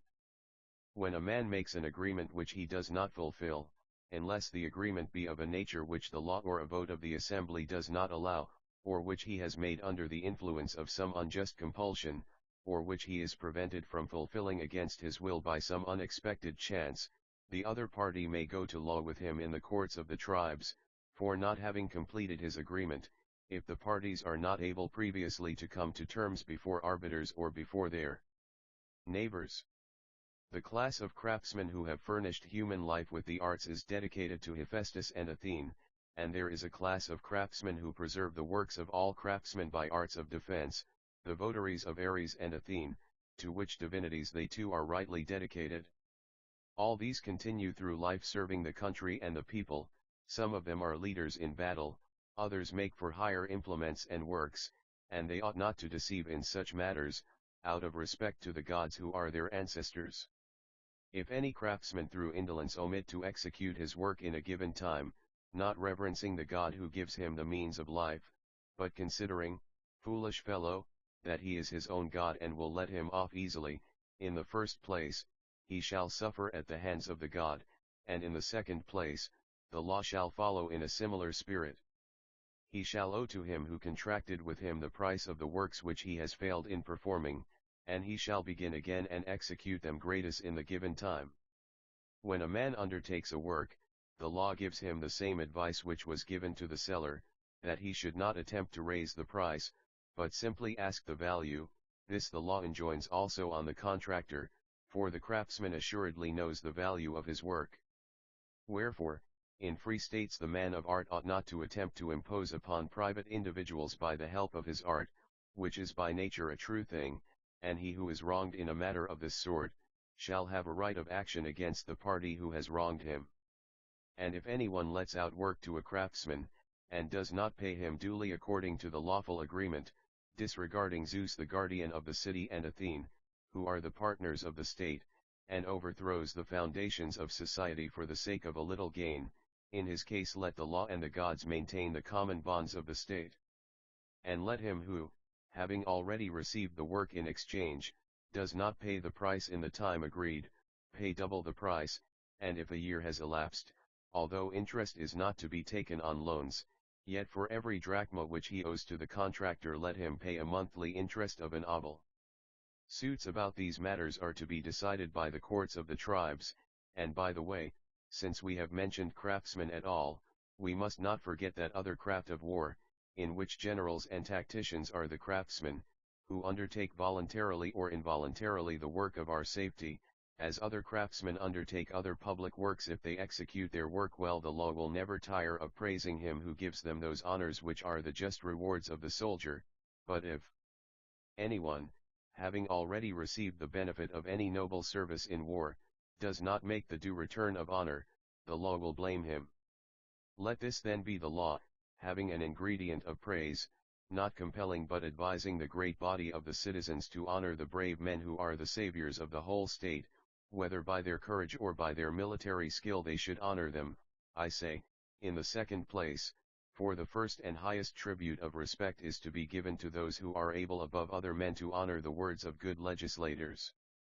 The greater part of the dealings between man and man have been now regulated by us, with the exception of those that relate to orphans and the supervision of orphans by their guardians.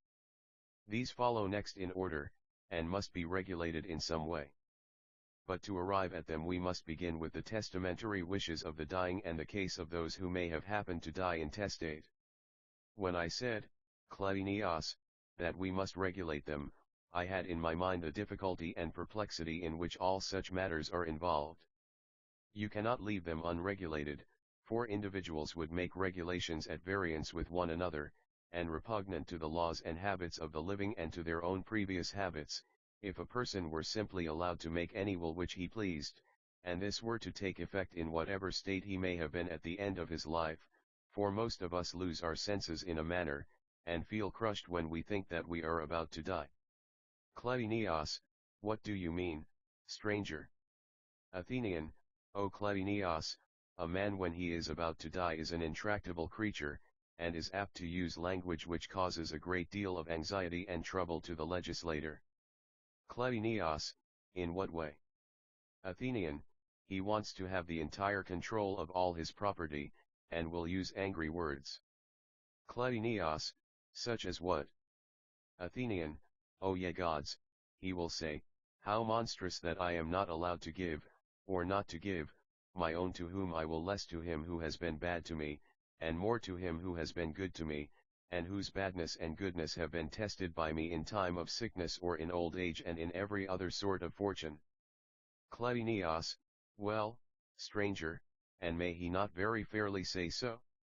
Athenian, in my opinion, Cleinias, the ancient legislators were too good-natured, and made laws without sufficient observation or consideration of human things.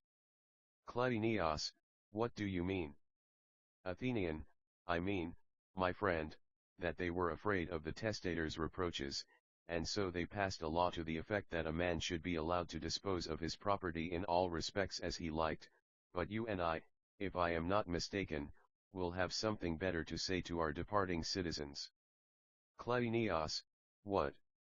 Athenian, O my friends, we will say to them, hard is it for you, who are creatures of a day, to know what is yours hard too, as the Delphic oracle says, to know yourselves at this hour. Now I, as the legislator, regard you and your possessions, not as belonging to yourselves, but as belonging to your whole family, both past and future, and yet more do I regard both family and possessions as belonging to the state, wherefore, if someone steals upon you with flattery, when you are tossed on the sea of disease or old age, and persuades you to dispose of your property in a way that is not for the best, I will not, if I can help, allow this, but I will legislate with a view to the whole, considering what is best both for the state and for the family, esteeming as I ought the feelings of an individual at a lower rate, and I hope that you will depart in peace and kindness towards us, as you are going the way of all mankind, and we will impartially take care of all your concerns, not neglecting any of them, if we can possibly help.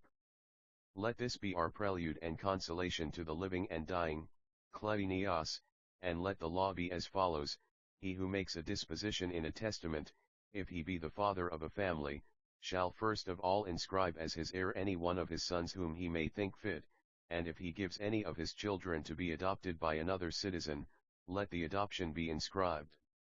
And if he has a son remaining over and above who has not been adopted upon any lot, and who may be expected to be sent out to a colony according to law, to him his father may give as much as he pleases of the rest of his property, with the exception of the paternal lot and the fixtures on the lot.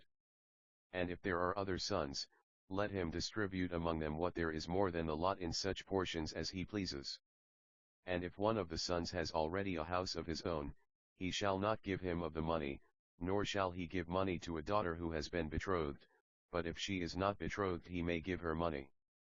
And if any of the sons or daughters shall be found to have another lot of land in the country, which has accrued after the testament has been made, they shall leave the lot which they have inherited to the heir of the man who has made the will. If the testator has no sons, but only daughters, let him choose the husband of any one of his daughters whom he pleases, and leave and inscribe him as his son and heir. And if a man have lost his son, when he was a child, and before he could be reckoned among grown-up men, whether his own or an adopted son, let the testator make mention of the circumstance and inscribe whom he will to be his second son in hope of better fortune. If the testator has no children at all, he may select and give to anyone whom he pleases the 10th part of the property which he has acquired, but let him not be blamed if he gives all the rest to his adopted son, and makes a friend of him according to the law. If the sons of a man require guardians, and the father when he dies leaves a will appointing guardians, those who have been named by him, whoever they are and whatever their number be, if they are able and willing to take charge of the children, shall be recognized according to the provisions of the will. But if he dies and has made no will, or a will in which he has appointed no guardians, then the next of kin, 2 on the father's and 2 on the mother's side, and one of the friends of the deceased, shall have the authority of guardians, whom the guardians of the law shall appoint when the orphans require guardians. And the 15 eldest guardians of the law shall have the whole care and charge of the orphans, divided into threes according to seniority, a body of 3 for 1 year, and then another body of 3 for the next year, until the cycle of the 5 periods is complete, and this, as far as possible, is to continue always. If a man dies, having made no will at all, and leaves sons who require the care of guardians, they shall share in the protection which is afforded by these laws. And if a man dying by some unexpected fate leaves daughters behind him, let him pardon the legislator if when he gives them in marriage, he have a regard only to 2 out of 3 conditions, nearness of kin and the preservation of the lot, and omits the 3rd condition, which a father would naturally consider, for he would choose out of all the citizens a son for himself, and a husband for his daughter, with a view to his character and disposition the father, I say, shall forgive the legislator if he disregards this, which to him is an impossible consideration.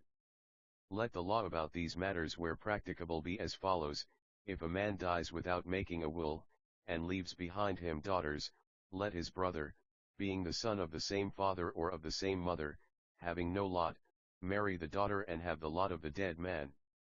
And if he have no brother, but only a brother's son, in like manner let them marry, if they be of a suitable age, and if there be not even a brother's son, but only the son of a sister, let them do likewise, and so in the fourth degree, if there be only the testator's father's brother, or in the fifth degree, his father's brother's son, or in the sixth degree, the child of his father's sister. Let kindred be always reckoned in this way. If a person leaves daughters, the relationship shall proceed upwards through brothers and sisters, and brothers and sisters' children, and first the males shall come, and after them the females in the same family. The judge shall consider and determine the suitableness or unsuitableness of age in marriage. He shall make an inspection of the males naked, and of the women naked down to the navel. And if there be a lack of kinsmen in a family extending to grandchildren of a brother, or to the grandchildren of a grandfather's children, the maiden may choose with the consent of her guardians any one of the citizens who is willing and whom she wills, and he shall be the heir of the dead man, and the husband of his daughter. Circumstances vary, and there may sometimes be a still greater lack of relations within the limits of the state, and if any maiden has no kindred living in the city, and there is someone who has been sent out to a colony, and she is disposed to make him the heir of her father's possessions, if he be indeed of her kindred, let him proceed to take the lot according to the regulation of the law. But if he be not of her kindred, she having no kinsman within the city, and he be chosen by the daughter of the dead man, and empowered to marry by the guardians, let him return home and take the lot of him who died intestate. And if a man has no children, either male or female, and dies without making a will, let the previous law in general hold, and let a man and a woman go forth from the family and share the deserted house, and let the lot belong absolutely to them, and let the heiress in the first degree be a sister, and in a second degree a daughter of a brother, and in the third, a daughter of a sister, in the fourth degree the sister of a father, and in the fifth degree the daughter of a father's brother, and in a sixth degree of a father's sister, and these shall dwell with their male kinsmen, according to the degree of relationship and right, as we enacted before. Now we must not conceal from ourselves that such laws are apt to be oppressive, and that there may sometimes be a hardship in the lawgiver commanding the kinsman of the dead man to marry his relation. He may be thought not to have considered the innumerable hindrances which may arise among men in the execution of such ordinances, for there may be cases in which the parties refuse to obey, and are ready to do anything rather than marry, when there is some bodily or mental malady or defect among those who are bidden to marry or be married.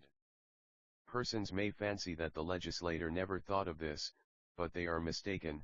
Wherefore let us make a common prelude on behalf of the lawgiver and of his subjects, the law begging the latter to forgive the legislator, in that he, having to take care of the common will, cannot order at the same time the various circumstances of individuals, and begging him to pardon them if naturally they are sometimes unable to fulfill the act which he in his ignorance imposes upon them.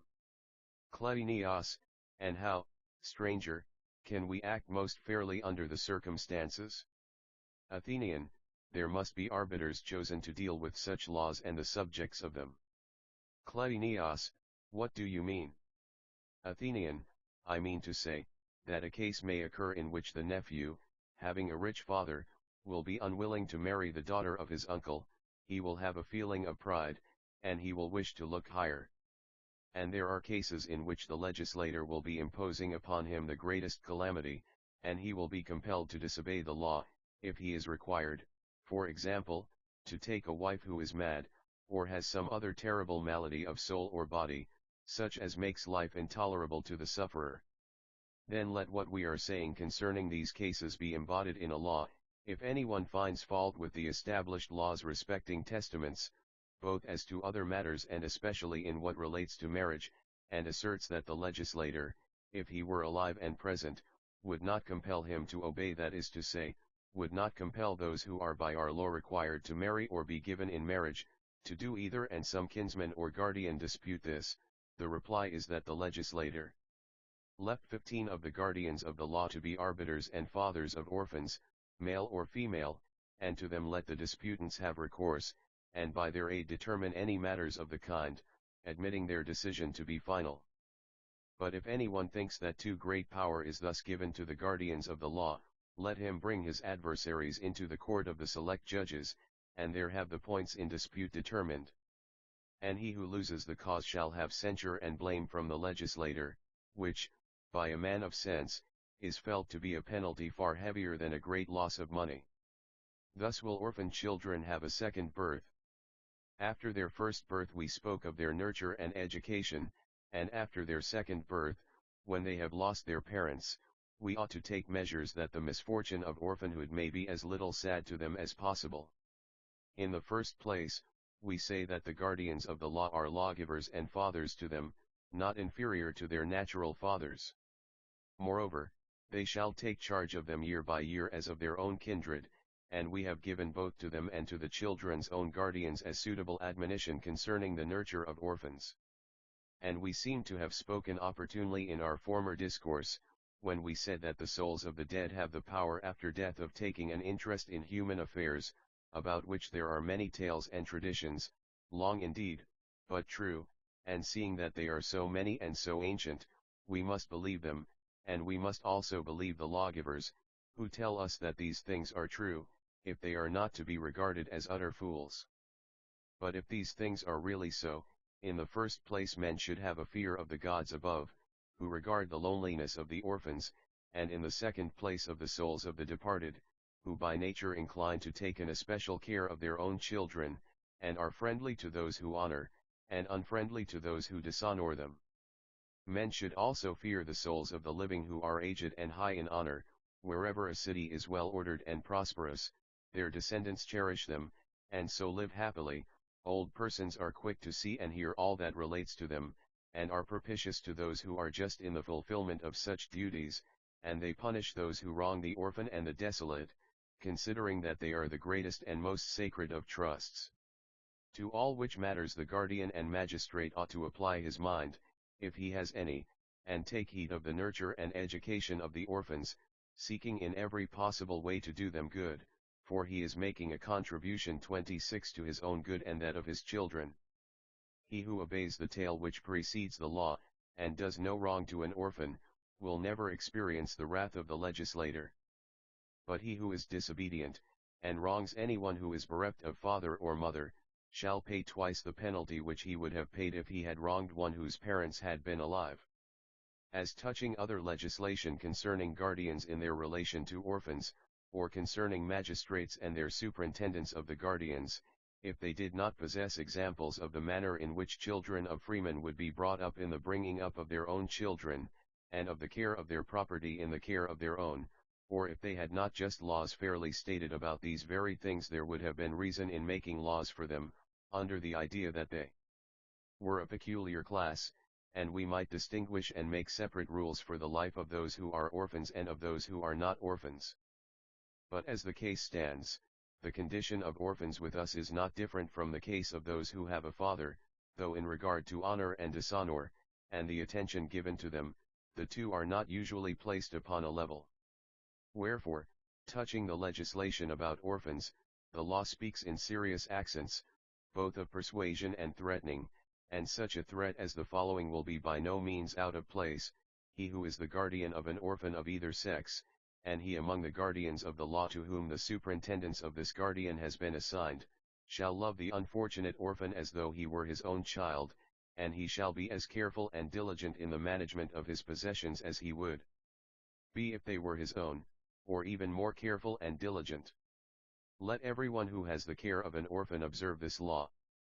But anyone who acts contrary to the law on these matters, if he be a guardian of the child, may be fined by a magistrate, or, if he be himself a magistrate, the guardian may bring him before the court of select judges, and punish him, if convicted, by exacting a fine of double the amount of that inflicted by the court.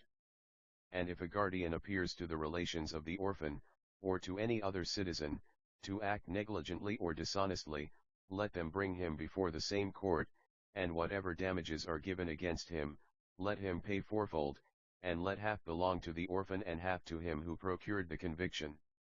If any orphan arrives at years of discretion, and thinks that he has been ill-used by his guardians, let him within 5 years of the expiration of the guardianship be allowed to bring them to trial, and if any of them be convicted, the court shall determine what he shall pay or suffer. And if a magistrate shall appear to have wronged the orphan by neglect, and he be convicted, let the court determine what he shall suffer or pay to the orphan, and if there be dishonesty in addition to neglect, besides paying the fine, let him be deposed from his office of guardian of the law, and let the state appoint another guardian of the law for the city and for the country in his room. Greater differences than there ought to be sometimes arise between fathers and sons, on the part either of fathers who will be of opinion that the legislator should enact that they may, if they wish, lawfully renounce their son by the proclamation of a herald in the face of the world, or of sons who think that they should be allowed to indict their fathers on the charge of imbecility when they are disabled by disease or old age. These things only happen, as a matter of fact, where the natures of men are utterly bad, for where only half is bad, as, for example, if the father be not bad, but the son be bad, or conversely, no great calamity is the result of such an amount of hatred as this. In another state, a son disowned by his father would not of necessity cease to be a citizen, but in our state, of which these are to be the laws, the disinherited must necessarily emigrate into another country, for no addition can be made even of a single family to the 5,040 households, and, therefore, he who deserves to suffer these things must be renounced not only by his father, who is a single person, but by the whole family, and what is done in these cases must be regulated by some such law as the following: he who in the sad disorder of his soul has a mind, justly or unjustly, to expel from his family a son whom he has begotten and brought up, shall not lightly or at once execute his purpose, but first of all he shall collect together his own kinsmen, extending to cousins, and in like manner his son's kinsmen by the mother's side, and in their presence he shall accuse his son, setting forth that he deserves at the hands of them all to be dismissed from the family, and the son shall be allowed to address them in a similar manner, and show that he does not deserve to suffer any of these things. And if the father persuades them, and obtains the suffrages of more than half of his kindred, exclusive of the father and mother and the offender himself, I say, if he obtains more than half the suffrages of all the other grown-up members of the family, of both sexes, the father shall be permitted to put away his son, but not otherwise. And if any other citizen is willing to adopt the son who is put away, no law shall hinder him, for the characters of young men are subject to many changes in the course of their lives. And if he has been put away, and in a period of 10 years no one is willing to adopt him, let those who have the care of the superabundant population which is sent out into colonies, see to him, in order that he may be suitably provided for in the colony. And if disease or age or harshness of temper, or all these together, makes a man to be more out of his mind than the rest of the world are, but this is not observable, except to those who live with him, and he, being master of his property, is the ruin of the house, and his son doubts and hesitates about indicting his father for insanity, let the law in that case ordain that he shall first of all go to the eldest guardians of the law and tell them of his father's misfortune, and they shall duly look into the matter, and take counsel as to whether he shall indict him or not. And if they advise him to proceed, they shall be both his witnesses and his advocates, and if the father is cast, he shall henceforth be incapable of ordering the least particular of his life, let him be as a child dwelling in the house for the remainder of his days. And if a man and his wife have an unfortunate incompatibility of temper, 10 of the guardians of the law, who are impartial 27, and 10 of the women who regulate marriages, shall look to the matter, and if they are able to reconcile them they shall be formally reconciled, but if their souls are too much tossed with passion, they shall endeavor to find other partners. Now they are not likely to have very gentle tempers, and, therefore, we must endeavor to associate with them deeper and softer natures. Those who have no children, or only a few, at the time of their separation, should choose their new partners with a view to the procreation of children, but those who have a sufficient number of children should separate and marry again in order that they may have someone to grow old with and that the pair may take care of one another in age. If a woman dies, leaving children, male or female, the law will advise rather than compel the husband to bring up the children without introducing into the house a stepmother. But if he have no children, then he shall be compelled to marry until he has begotten a sufficient number of sons to his family and to the state. And if a man dies leaving a sufficient number of children, the mother of his children shall remain with them and bring them up. But if she appears to be too young to live virtuously without a husband, let her relations communicate with the women who superintend marriage, and let both together do what they think best in these matters. If there is a lack of children, let the choice be made with a view to having them. 2 children, one of either sex, shall be deemed sufficient in the eye of the law. When a child is admitted to be the offspring of certain parents and is acknowledged by them, but there is need of a decision as to which parent the child is to follow in case a female slave have intercourse with a male slave, or with a freeman or freedman, the offspring shall always belong to the master of the female slave. Again, if a free woman have intercourse with a male slave, the offspring shall belong to the master of the slave, but if a child be born either of a slave by her master, or of his mistress by a slave, and this be proven the offspring of the woman, and its father shall be sent away by the women who superintend marriage into another country, and the guardians of the law shall send away the offspring of the man and its mother. Neither God, nor a man who has understanding, will ever advise anyone to neglect his parents. To a discourse concerning the honor and dishonor of parents, a prelude such as the following, about the service of the gods, will be a suitable introduction. There are ancient customs about the gods which are universal, and they are of 2 kinds. Some of the gods we see with our eyes and we honor them, of others we honor the images, raising statues of them which we adore, and though they are lifeless, yet we imagine that the living gods have a goodwill and gratitude to us on this account. Now, if a man has a father or mother, or their fathers or mothers treasured up in his house stricken in years, let him consider that no statue can be more potent to grant his requests than they are, who are sitting at his hearth, if only he knows how to show true service to them. Kleinios, and what do you call the true mode of service? Athenian, I will tell you, O my friend, for such things are worth listening to. Kleinios, proceed. Athenian, Oedipus, as tradition says, when dishonored by his sons, invoked on them curses which everyone declares to have been heard and ratified by the gods, and Amyntor in his wrath invoked curses on his son Phoenix, and Theseus upon Hippolytus, and innumerable others have also called down wrath upon their children, whence it is clear that the gods listen to the imprecations of parents, for the curses of parents are, as they ought to be, mighty against their children as no others are. And shall we suppose that the prayers of a father or mother who is specially dishonored by his or her children, are heard by the gods in accordance with nature, and that if a parent is honored by them, and in the gladness of his heart earnestly entreats the gods in his prayers to do them good, he is not equally heard, and that they do not minister to his request? If not, they would be very unjust ministers of good, and that we affirm to be contrary to their nature. Kleinios, certainly. Athenian, may we not think, as I was saying just now, that we can possess no image which is more honored by the gods, than that of a father or grandfather, or of a mother stricken in years? Whom when a man honors, the heart of the god rejoices, and he is ready to answer their prayers. And, truly, the figure of an ancestor is a wonderful thing, far higher than that of a lifeless image.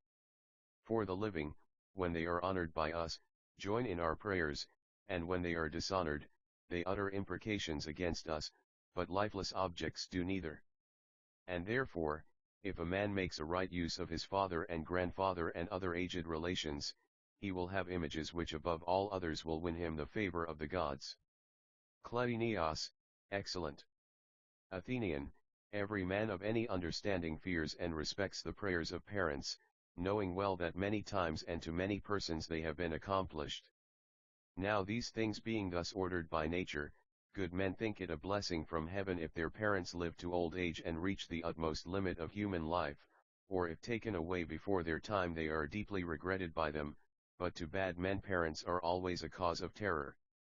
Wherefore let every man honor with every sort of lawful honor his own parents, agreeably to what has now been said.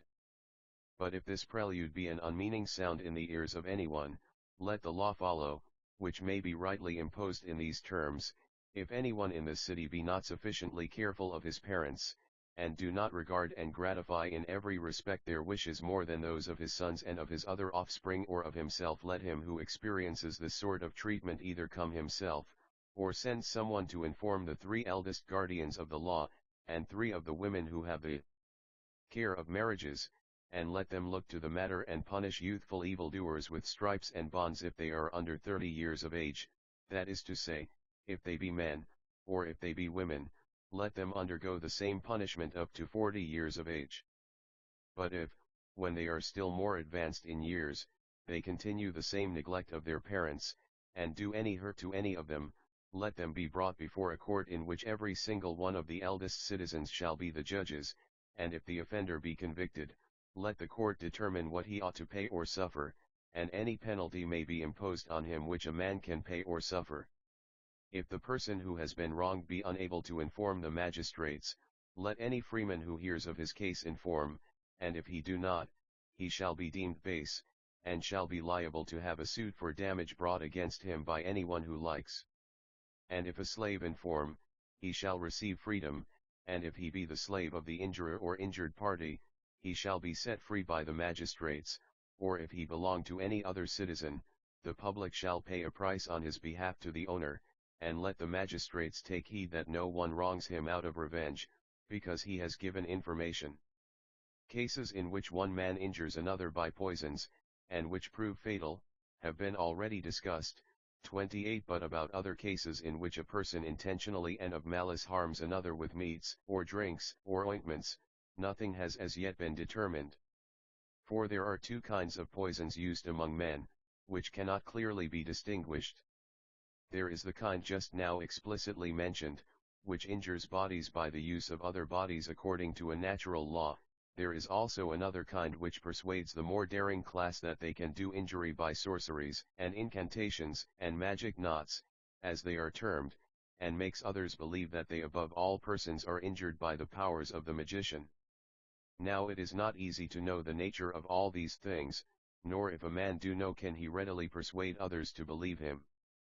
And when men are disturbed in their minds at the sight of waxen images fixed either at their doors, or in a place where 3 ways meet, or on the sepulchres of parents, there is no use in trying to persuade them that they should despise all such things because they have no certain knowledge about them.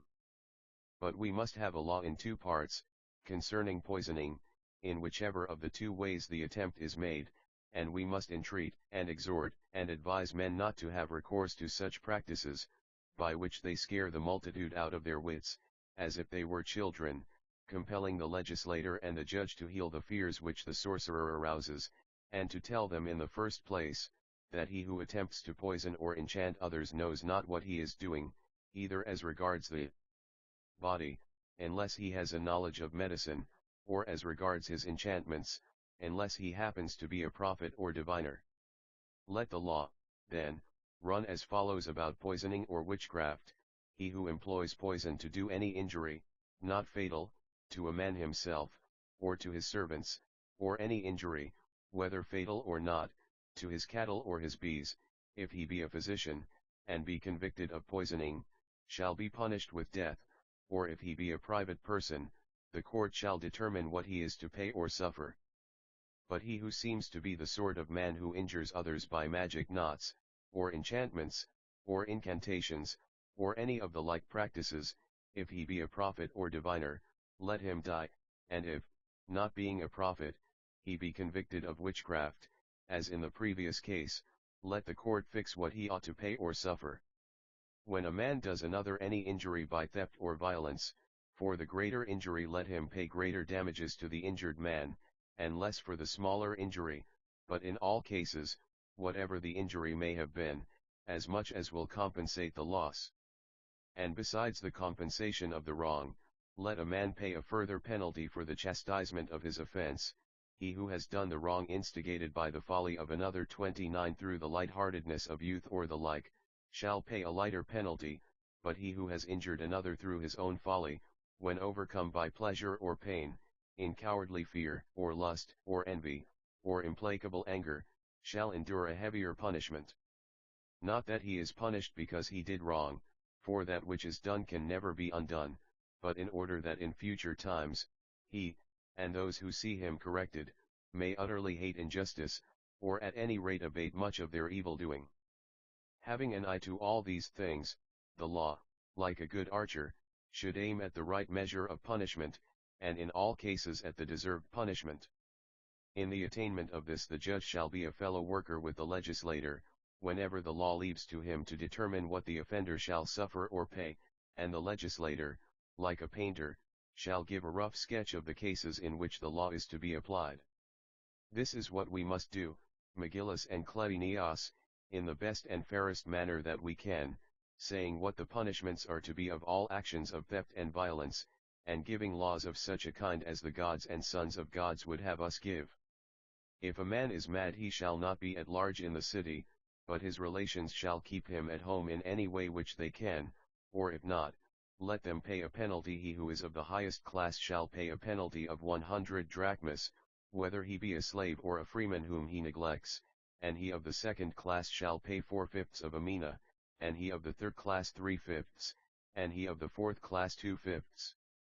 Now there are many sorts of madness, some arising out of disease, which we have already mentioned, and there are other kinds, which originate in an evil and passionate temperament, and are increased by bad education.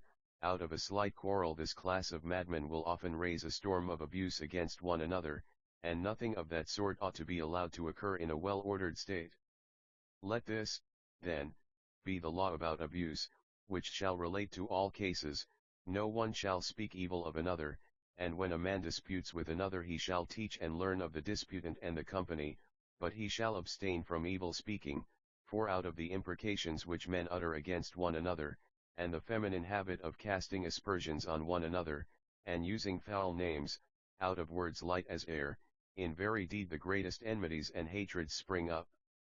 For the speaker gratifies his anger, which is an ungracious element of his nature, and nursing up his wrath by the entertainment of evil thoughts, and exacerbating that part of his soul which was formerly civilized by education, he lives in a state of savageness and moroseness, and pays a bitter penalty for his anger. And in such cases almost all men take to saying something ridiculous about their opponent, and there is no man who is in the habit of laughing at another who does not miss virtue and earnestness altogether, or lose the better half of greatness. Wherefore let no one utter any taunting word at a temple, or at the public sacrifices, or at the games, or in the agora, or in a court of justice, or in any public assembly. And let the magistrate who presides on these occasions chastise an offender, and he shall be blameless, but if he fails in doing so, he shall not claim the prize of virtue, for he is one who heeds not the laws, and does not do what the legislator commands. And if in any other place anyone indulges in these sort of revilings, whether he has begun the quarrel or is only retaliating, let any elder who is present support the law, and control with blows those who indulge in passion, which is another great evil, and if he do not, let him be liable to pay the appointed penalty. And we say now, that he who deals in reproaches against others cannot reproach them without attempting to ridicule them, and this, when done in a moment of anger, is what we make matter of reproach against him. But then, do we admit into our state the comic writers who are so fond of making mankind ridiculous, if they attempt in a good-natured manner to turn the laugh against our citizens? Or do we draw the distinction of jest and earnest, and allow a man to make use of ridicule in jest and without anger about anything or person, though as we were saying, not if he be angry and have a set purpose? We forbid earnest that is unalterably fixed, but we have still to say who are to be sanctioned or not to be sanctioned by the law in the employment of innocent humor. A comic poet, or maker of iambic or satirical lyric verse, shall not be permitted to ridicule any of the citizens, either by word or likeness, either in anger or without anger. And if anyone is disobedient, the judges shall either at once expel him from the country, or he shall pay a fine of 3 minae, which shall be dedicated to the god who presides over the contests. Those only who have received permission shall be allowed to write verses at one another, but they shall be without anger and in jest. In anger and in serious earnest they shall not be allowed. The decision of this matter shall be left to the superintendent of the general education of the young, and whatever he may license, the writer shall be allowed to produce, and whatever he rejects let not the poet himself exhibit, or ever teach anybody else, slave or freeman, under the penalty of being dishonored, and held disobedient to the laws. Now he is not to be pitied who is hungry, or who suffers any bodily pain, but he who is temperate, or has some other virtue, or part of a virtue, and at the same time suffers from misfortune. It would be an extraordinary thing if such an one, whether slave or freeman, were utterly forsaken and fell into the extremes of poverty in any tolerably well-ordered city or government. Wherefore the legislator may safely make a law applicable to such cases in the following terms: let there be no beggars in our state, and if anybody begs, seeking to pick up a livelihood by unavailing prayers, let the wardens of the agora turn him out of the agora, and the wardens of the city out of the city, and the wardens of the country send him out of any other parts of the land across the border, in order that the land may be cleared of this sort of animal. If a slave of either sex injure anything, which is not his or her own, through inexperience, or some improper practice, and the person who suffers damage be not himself in part to blame, the master of the slave who has done the harm shall either make full satisfaction, or give up the slave who has done the injury. But if the master argue that the charge has arisen by collusion between the injured party and the injurer, with the view of obtaining the slave, let him sue the person, who says that he has been injured, for malpractices. And if he gain a conviction, let him receive double the value which the court fixes as the price of the slave, and if he lose his suit, let him make amends for the injury, and give up the slave. And if a beast of burden, or horse, or dog, or any other animal, injure the property of a neighbor, the owner shall in like manner pay for the injury.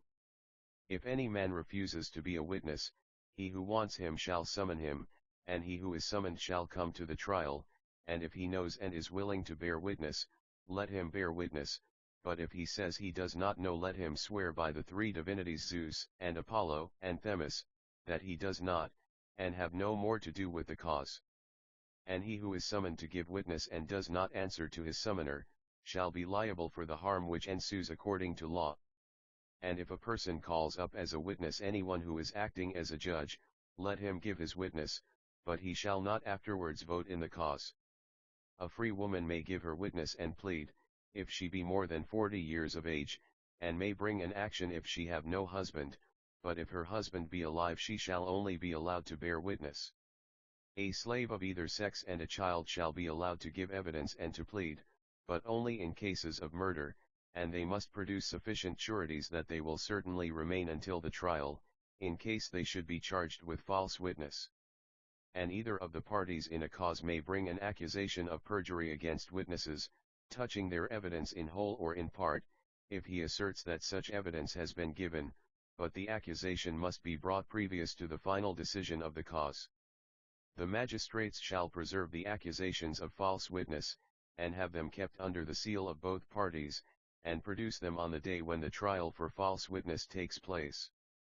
If a man be twice convicted of false witness, he shall not be required, and if thrice, he shall not be allowed to bear witness, and if he dare to witness after he has been convicted 3 times, let anyone who pleases inform against him to the magistrates, and let the magistrates hand him over to the court, and if he be convicted he shall be punished with death.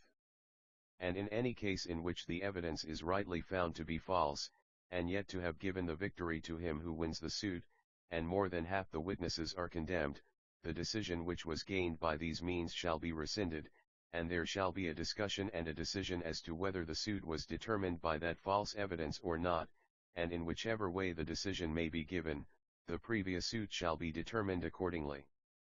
There are many noble things in human life, but to most of them attach evils which are fated to corrupt and spoil them. Is not justice noble, which has been the civilizer of humanity? How then can the advocate of justice be other than noble?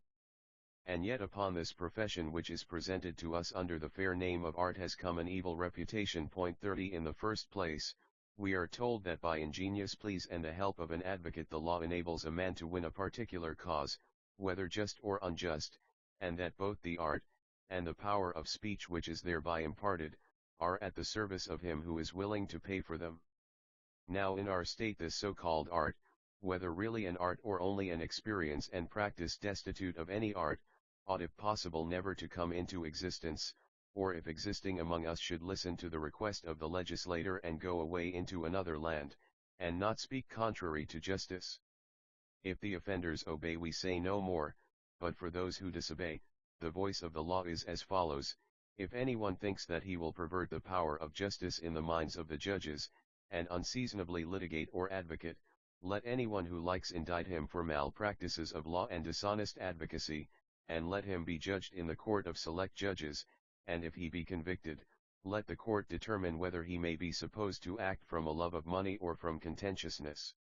And if he is supposed to act from contentiousness, the court shall fix a time during which he shall not be allowed to institute or plead a cause, and if he is supposed to act as he does from love of money, in case he be a stranger, he shall leave the country, and never return under penalty of death, but if he be a citizen, he shall die, because he is a lover of money, in whatever manner gained, and equally, if he be judged to have acted more than once from contentiousness, he shall die.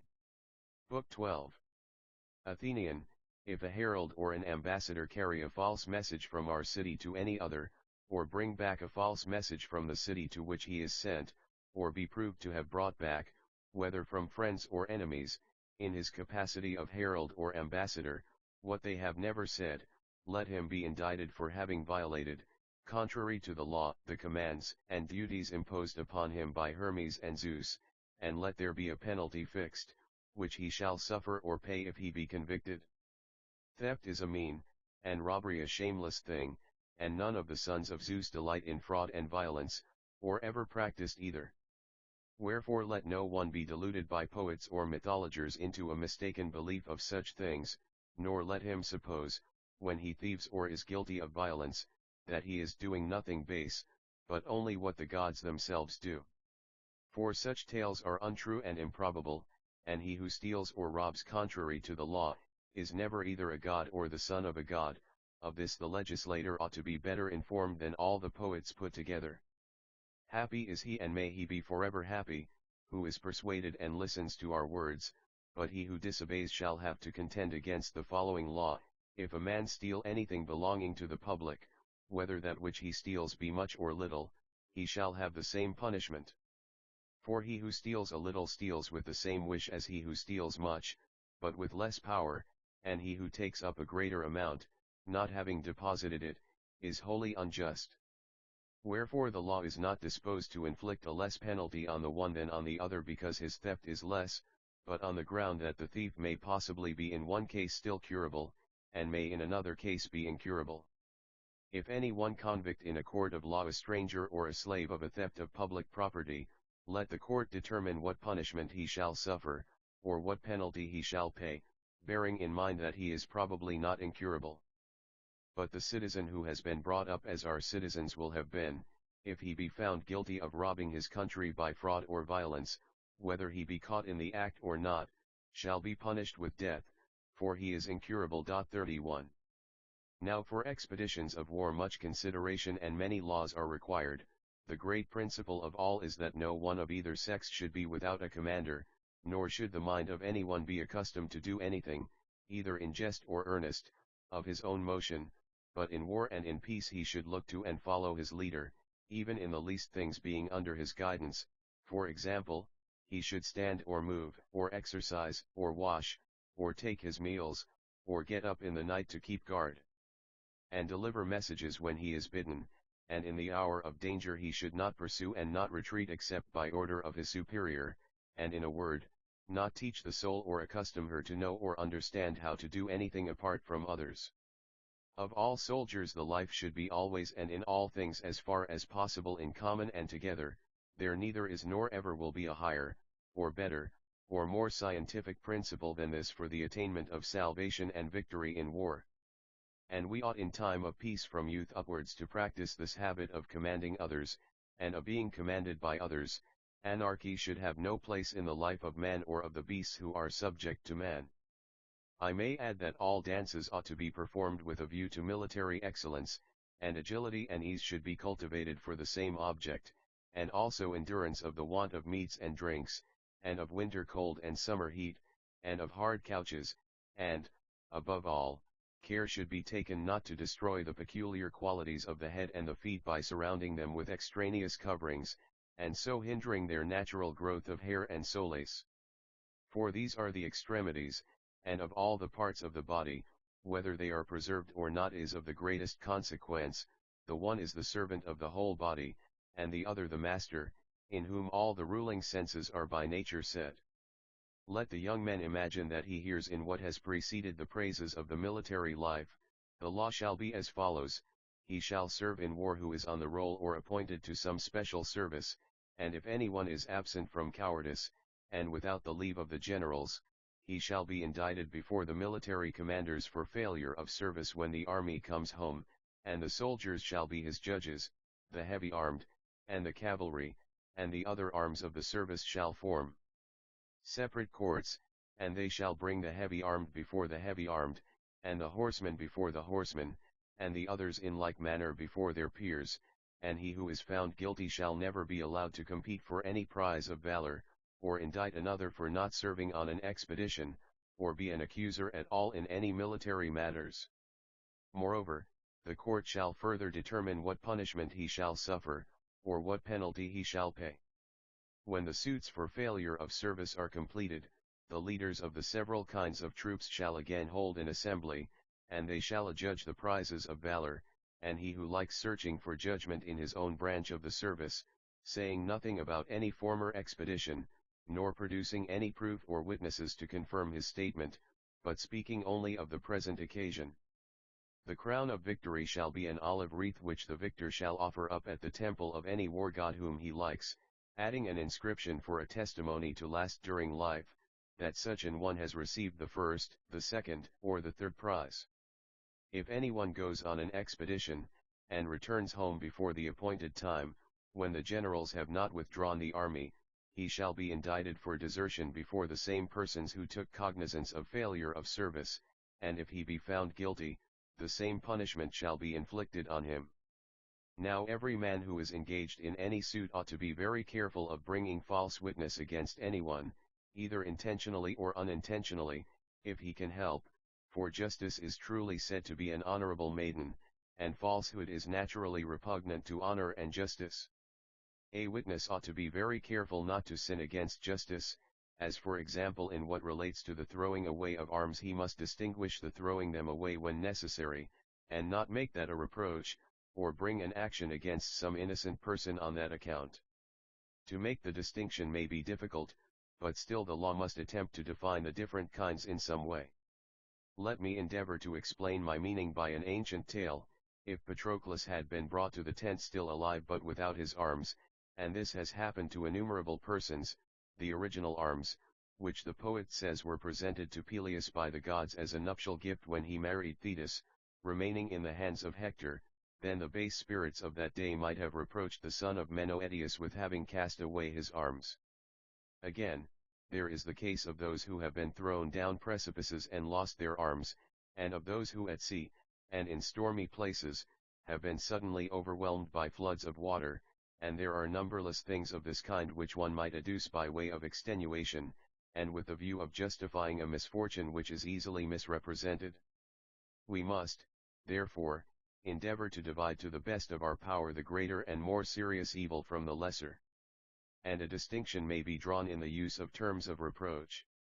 A man does not always deserve to be called the thrower away of his shield, he may be only the loser of his arms. For there is a great or rather absolute difference between him who is deprived of his arms by a sufficient force, and him who voluntarily lets his shield go.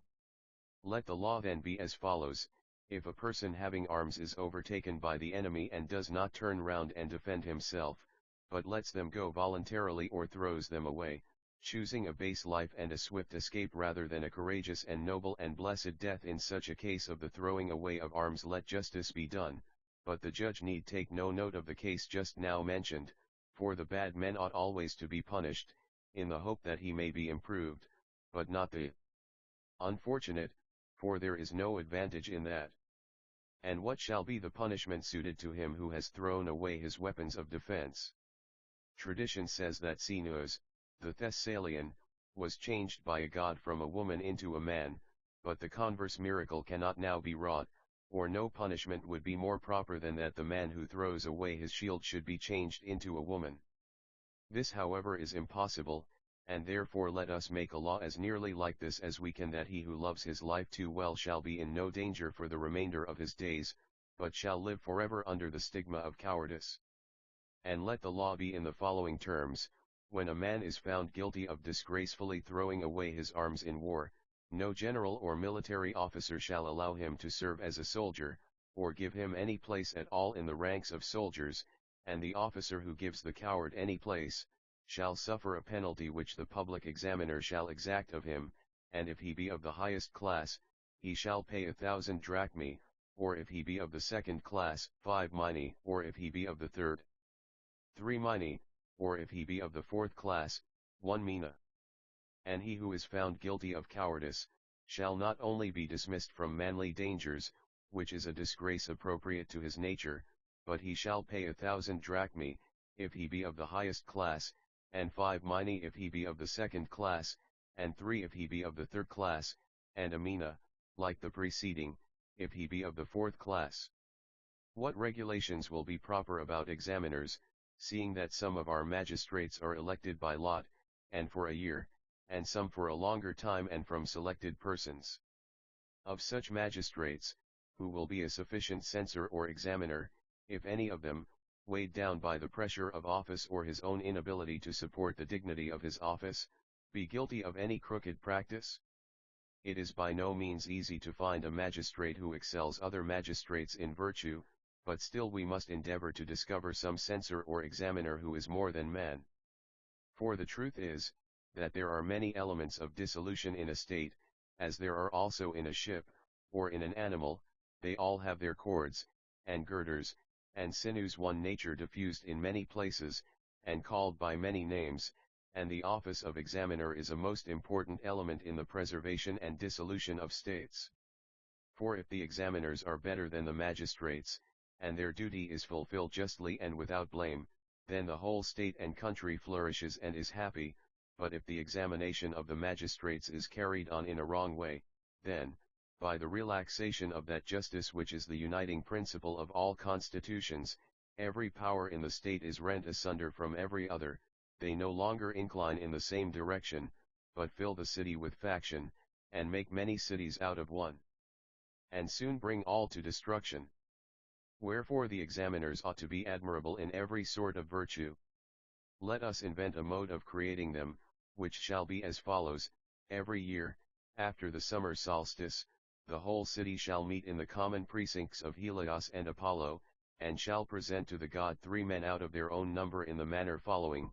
Each citizen shall select, not himself, but some other citizen whom he deems in every way the best, and who is not less than 50 years of age. And out of the selected persons who have the greatest number of votes, they shall make a further selection until they reduce them to 1/2, if they are an even number. But if they are not an even number, they shall subtract the one who has the smallest number of votes, and make them an even number, and then leave the half which have the greater number of votes. And if 2 persons have an equal number of votes, and thus increase the number beyond 1/2, they shall withdraw the younger of the 2 and do away the excess, and then including all the rest they shall again vote, until there are left 3 having an unequal number of votes. But if all the 3, or 2 out of the 3, have equal votes, let them commit the election to good fate and fortune, and separate off by lot the first, and the second, and the third. These they shall crown with an olive wreath and give them the prize of excellence, at the same time proclaiming to all the world that the city of the magnates, by the providence of the gods, is again preserved, and presents to the sun and to Apollo her 3 best men as first fruits, to be a common offering to them. according to the ancient law, as long as their lives answer to the judgment formed of them. And these shall appoint in their first year 12 examiners, to continue until each has completed 75 years, to whom 3 shall afterwards be added yearly, and let these divide all the magistracies into 12 parts, and prove the holders of them by every sort of test to which a freeman may be subjected, and let them live while they hold office in the precinct of Helios and Apollo, in which they were chosen, and let each one form a judgment of some things individually, and of others in company with his colleagues, and let him place a writing in the agora about each magistracy, and what the magistrate ought to suffer or pay, according to the decision of the examiners. And if a magistrate does not admit that he has been justly judged, let him bring the examiners before the select judges, and if he be acquitted by their decision, let him, if he will, accuse the examiners themselves. If, however, he be convicted, and have been condemned to death by the examiners, let him die, and of course he can only die once, but any other penalties which admit of being doubled let him suffer twice over. And now let us pass under review the examiners themselves. What will their examination be, and how conducted? During the life of these men, whom the whole state counts worthy of the rewards of virtue, they shall have the first seat at all public assemblies, and at all Hellenic sacrifices and sacred missions, and other public and holy ceremonies in which they share. The chiefs of each sacred mission shall be selected from them, and they only of all the citizens shall be adorned with a crown of laurel. They shall all be priests of Apollo and Helios, and one of them, who is judged first of the priests created in that year, shall be high priest, and they shall write up his name in each year to be a measure of time as long as the city lasts, and after their death they shall be laid out and carried to the grave and entombed in a manner different from the other citizens.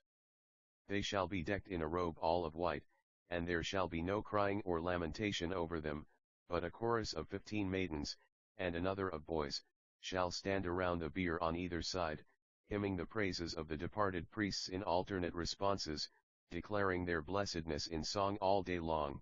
And at dawn 100 of the youths who practice gymnastic exercises, and whom the relations of the departed shall choose, shall carry the bier to the sepulchre, the young men marching first, dressed in the garb of warriors, the cavalry with their horses, the heavy armed with their arms, and the others in like manner. And boys near the bier and in front of it shall sing their national hymn, and maidens shall follow behind, and with them the women who have passed the age of childbearing. Next, although they are interdicted from other burials, let priests and priestesses follow, unless the Pythian oracle forbid them, for this burial is free from pollution. The place of burial shall be an oblong vaulted chamber underground, constructed of tufa, which will last forever, having stone couches placed side by side. And here they will lay the blessed person, and cover the sepulchre with a circular mound of earth, and plant a grove of trees around on every side but one, and on that side the sepulchre shall be allowed to extend forever, and a new mound will not be required. Every year they shall have contests in music and gymnastics, and in horsemanship, in honor of the dead. These are the honors which shall be given to those who at the examination are found blameless, but if any of them, trusting to the scrutiny being over, should, after the judgment has been given, manifest the wickedness of human nature, let the law ordain that he who pleases shall indict him, and let the cause be tried in the following manner. In the first place, the court shall be composed of the guardians of the law, and to them the surviving examiners shall be added, as well as the court of select judges, and let the pursuer lay his indictment in this form: he shall say that so and so is unworthy of the prize of virtue and of his office, and if the defendant be convicted let him be deprived of his office, and of the burial, and of the other honors given him. But if the prosecutor do not obtain the 5th part of the votes, let him, if he be of the 1st class, pay 12 minae, and 8 if he be of the 2nd class, and 6 if he be of the 3rd class, and 2 minae if he be of the 4th class.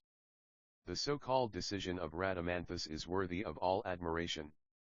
He knew that the men of his own time believed and had no doubt that there were gods, which was a reasonable belief in those days, because most men were the sons of gods, and according to tradition he was one himself. He appears to have thought that he ought to commit judgment to no man, but to the gods only, and in this way suits were simply and speedily decided by him. For he made the two parties take an oath respecting the points in dispute, and so got rid of the matter speedily and safely.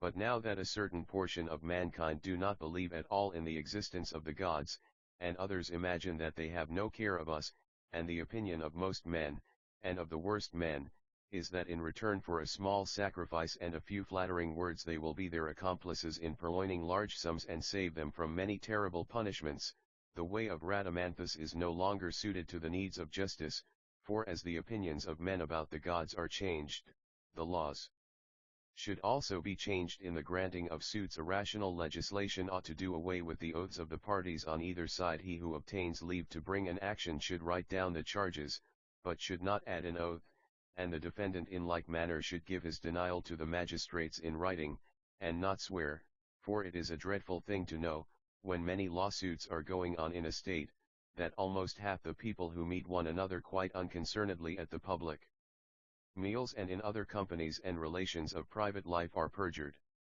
Let the law, then, be as follows: a judge who is about to give judgment shall take an oath, and he who is choosing magistrates for the state shall either vote on oath or with a voting tablet which he brings from a temple, so too the judge of dances and of all music, and the superintendents and umpires of gymnastic and equestrian contests, and any matters in which, as far as men can judge, there is nothing to be gained by a false oath, but all cases in which a denial confirmed by an oath clearly results in a great advantage to the taker of the oath, shall be decided without the oath of the parties to the suit, and the presiding judges shall not permit either of them to use an oath for the sake of persuading, nor to call down curses on himself and his race, nor to use unseemly supplications or womanish laments.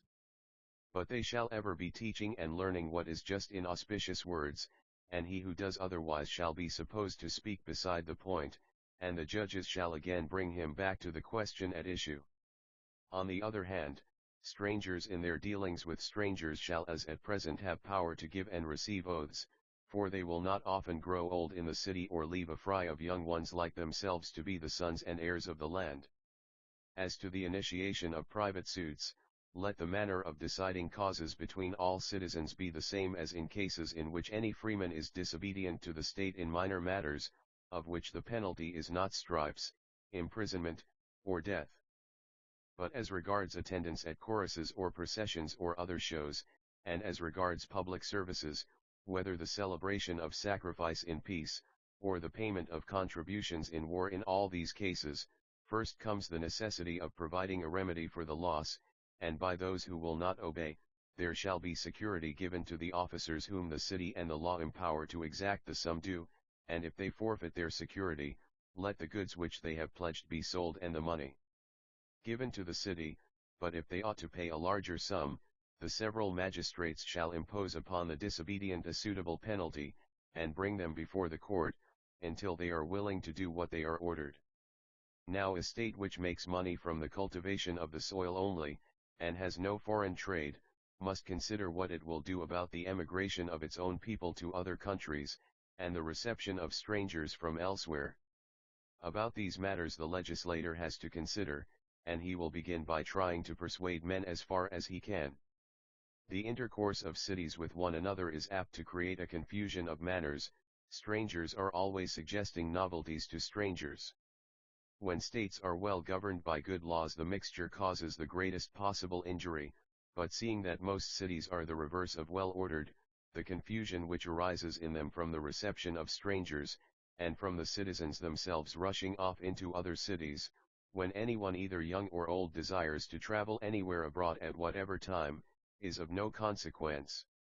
On the other hand, the refusal of states to receive others, and for their own citizens never to go to other places, is an utter impossibility, and to the rest of the world is likely to appear ruthless and uncivilized. It is a practice adopted by people who use harsh words, such as xenalasia or banishment of strangers, and who have harsh and morose ways, as men think.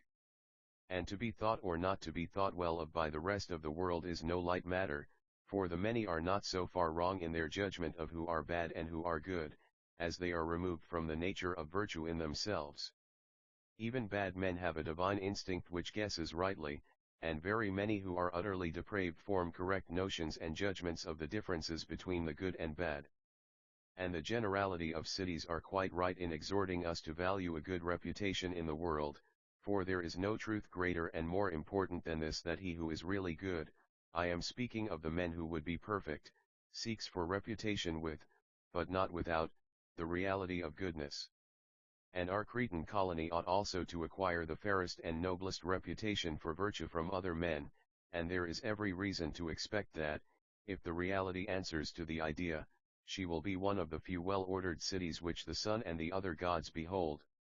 Wherefore, in the matter of journeys to other countries and the reception of strangers, we enact as follows: in the first place, let no one be allowed to go anywhere at all into a foreign country who is less than 40 years of age, and no one shall go in a private capacity, but only in some public one, as a herald, or on an embassy, or on a sacred mission. Going abroad on an expedition or in war is not to be included among travels of the class authorized by the state. To Apollo at Delphi and to Zeus at Olympia and to Nemea and to the Isthmus, citizens should be sent to take part in the sacrifices and games there dedicated to the gods, and they should send as many as possible, and the best and fairest that can be found, and they will make the city renowned at holy meetings in time of peace, procuring a glory which shall be the converse of that which is gained in war, and when they come home they shall teach the young that the institutions of other states are inferior to their own. And they shall send spectators of another sort, if they have the consent of the guardians, being such citizens as desire to look a little more at leisure at the doings of other men, and these no law shall hinder.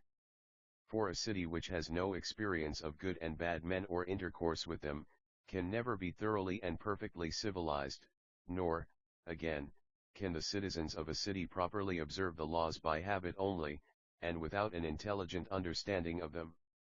And there always are in the world a few inspired men whose acquaintance is beyond price, and who spring up quite as much in ill-ordered as in well-ordered cities.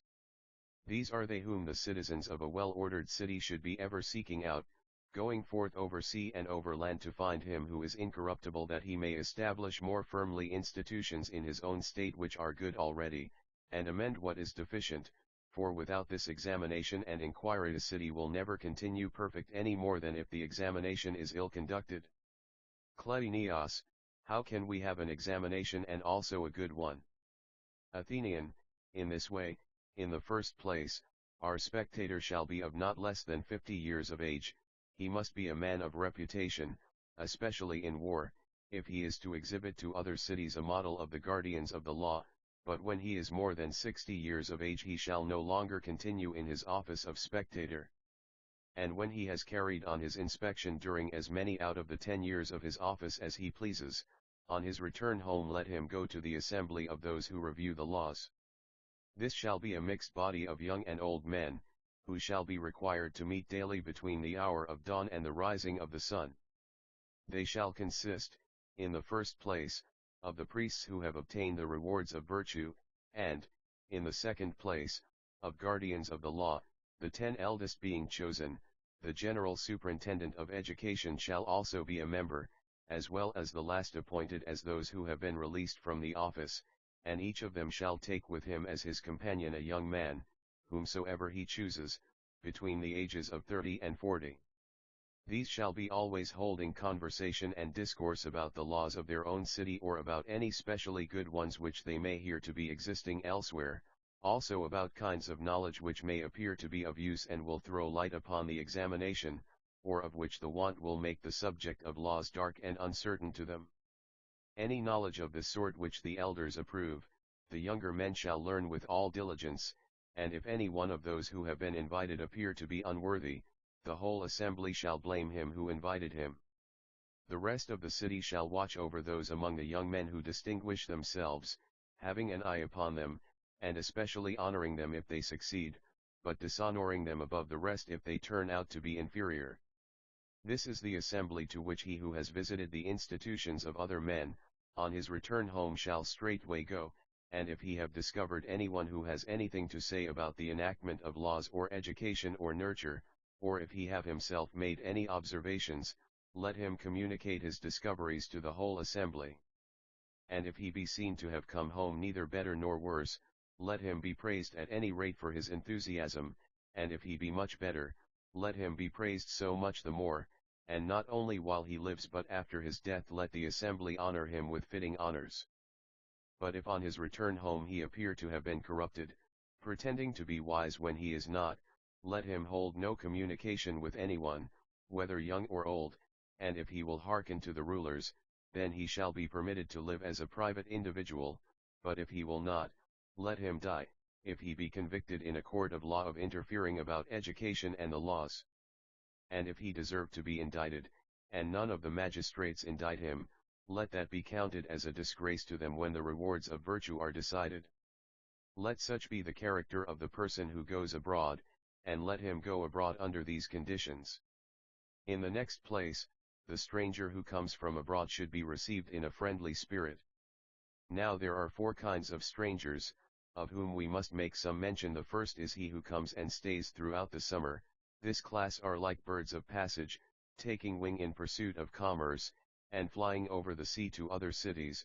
While the season lasts, he shall be received in marketplaces and harbors and public buildings, near the city but outside, by those magistrates who are appointed to superintend these matters, and they shall take care that a stranger, whoever he be, duly receives justice, but he shall not be allowed to make any innovation.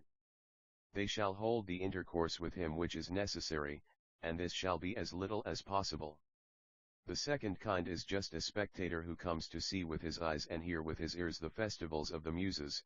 Such ought to have entertainment provided them at the temples by hospitable persons, and the priests and ministers of the temples should see and attend to them. But they should not remain more than a reasonable time, let them see and hear that for the sake of which they came, and then go away, neither having suffered nor done any harm.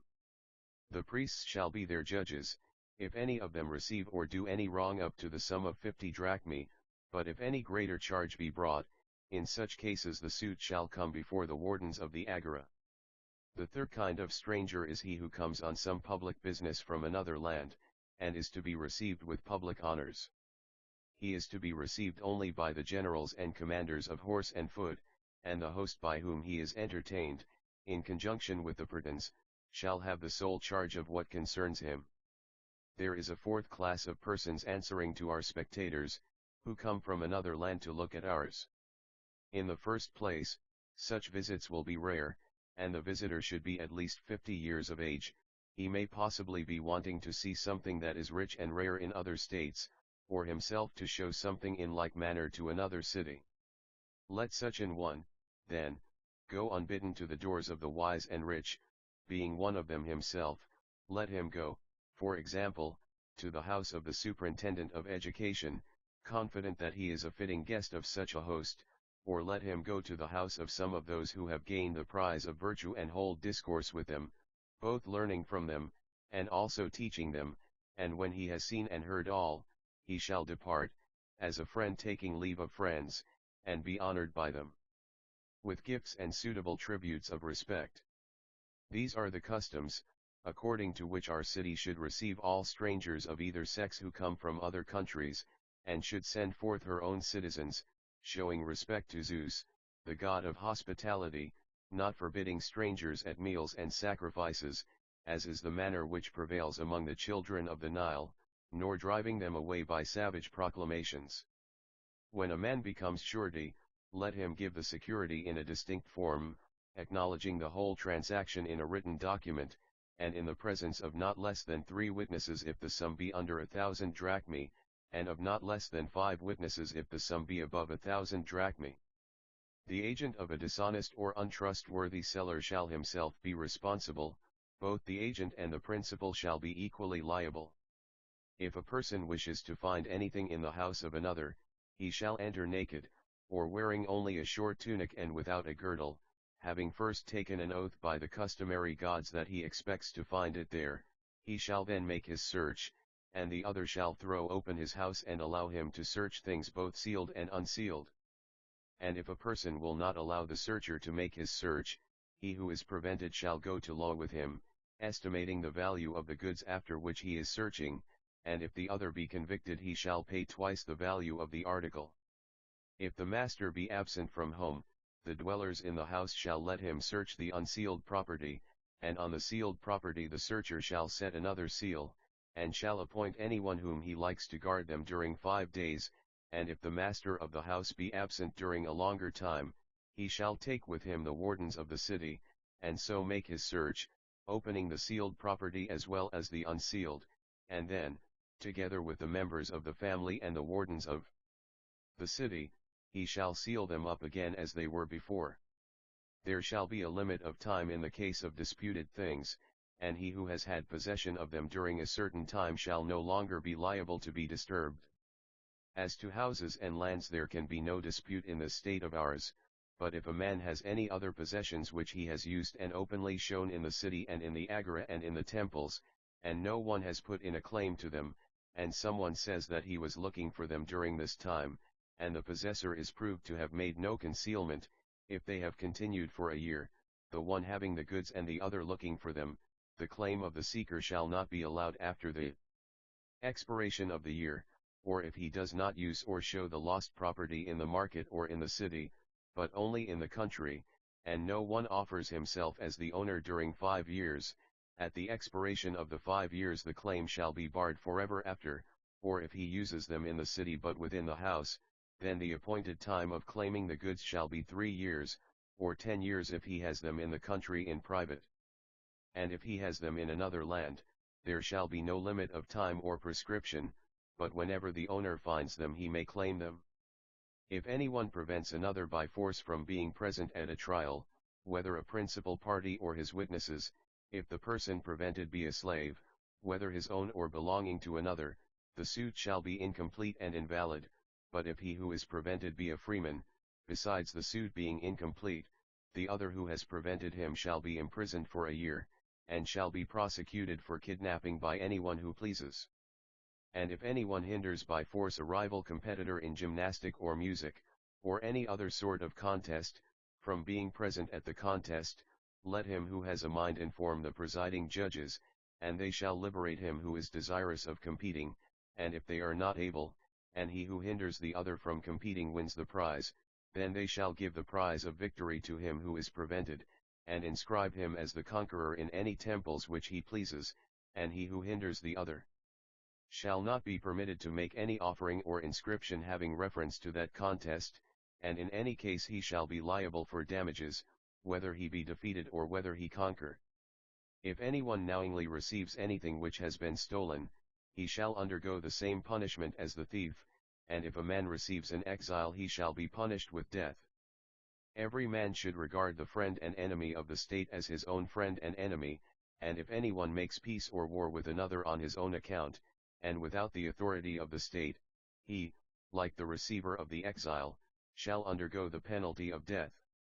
And if any fraction of the city declare war or peace against any, the generals shall indict the authors of this proceeding, and if they are convicted death shall be the penalty. Those who serve their country ought to serve without receiving gifts, and there ought to be no excusing or approving the saying, men should receive gifts as the reward of good, but not of evil deeds, for to know which we are doing, and to stand fast by our knowledge, is no easy matter. The safest course is to obey the law which says, do no service for a bribe, and let him who disobeys, if he be convicted, simply die. With a view to taxation, for various reasons, every man ought to have had his property valued, and the tribesmen should likewise bring a register of the yearly produce to the wardens of the country, that in this way there may be 2 valuations, and the public officers may use annually whichever on consideration they deem the best, whether they prefer to take a certain portion of the whole value, or of the annual revenue, after subtracting what is paid to the common tables. Touching offerings to the gods, a moderate man should observe moderation in what he offers. Now the land and the hearth of the house of all men is sacred to all gods, wherefore let no man dedicate them a second time to the gods. Gold and silver, whether possessed by private persons or in temples, are in other cities provocative of envy, and ivory, the product of a dead body, is not a proper offering. Brass and iron, again, are instruments of war, but of wood let a man bring what offering he likes, provided it be a single block, and in like manner of stone, to the public temples, of woven work let him not offer more than one woman can execute in a month. White is a color suitable to the gods, especially in woven works, but dyes should only be used for the adornments of war. The most divine of gifts are birds and images, and they should be such as one painter can execute in a single day. And let all other offerings follow a similar rule. Now that the whole city has been divided into parts of which the nature and number have been described, and laws have been given about all the most important contracts as far as this was possible, the next thing will be to have justice done. The first of the courts shall consist of elected judges, who shall be chosen by the plaintiff and the defendant in common. These shall be called arbiters rather than judges. And in the second court there shall be judges of the villages and tribes corresponding to the 12-fold division of the land, and before these the litigants shall go to contend for greater damages. If the suit be not decided before the first judges, the defendant, if he be defeated the second time, shall pay a fifth more than the damages mentioned in the indictment, and if he find fault with his judges and would try a third time, let him carry the suit before the select judges, and if he be again defeated, let him pay the whole of the damages and half as much again.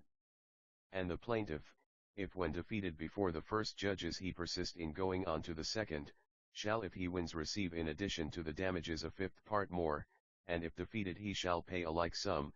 But if he is not satisfied with the previous decision, and will insist on proceeding to a third court, then if he win he shall receive from the defendant the amount of the damages and, as I said before, half as much again, and the plaintiff, if he lose, shall pay half of the damages claimed.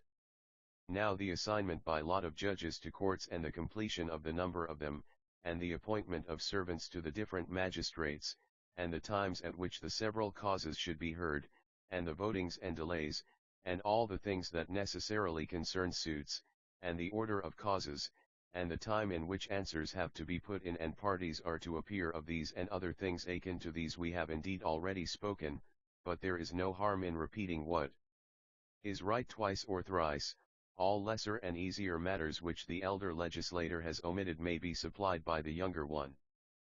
Private courts will be sufficiently regulated in this way, and the public and state courts, and those which the magistrates must use in the administration of their several offices, exist in many other states.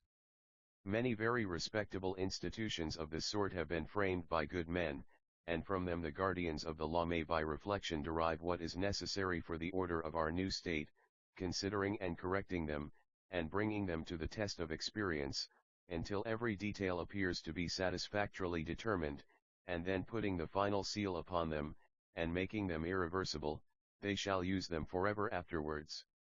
As to what relates to the silence of judges and the abstinence from words of evil omen and the reverse, and the different notions of the just and good and honorable which exist in our own as compared with other states, they have been partly mentioned already, and another part of them will be mentioned hereafter as we draw near the end. To all these matters he who would be an equal judge shall justly look, and he shall possess writings about them that he may learn them. For of all kinds of knowledge the knowledge of good laws has the greatest power of improving the learner, otherwise there would be no meaning in the divine and admirable law possessing a name akin to mind, nu omicron nu, nu mu omicron.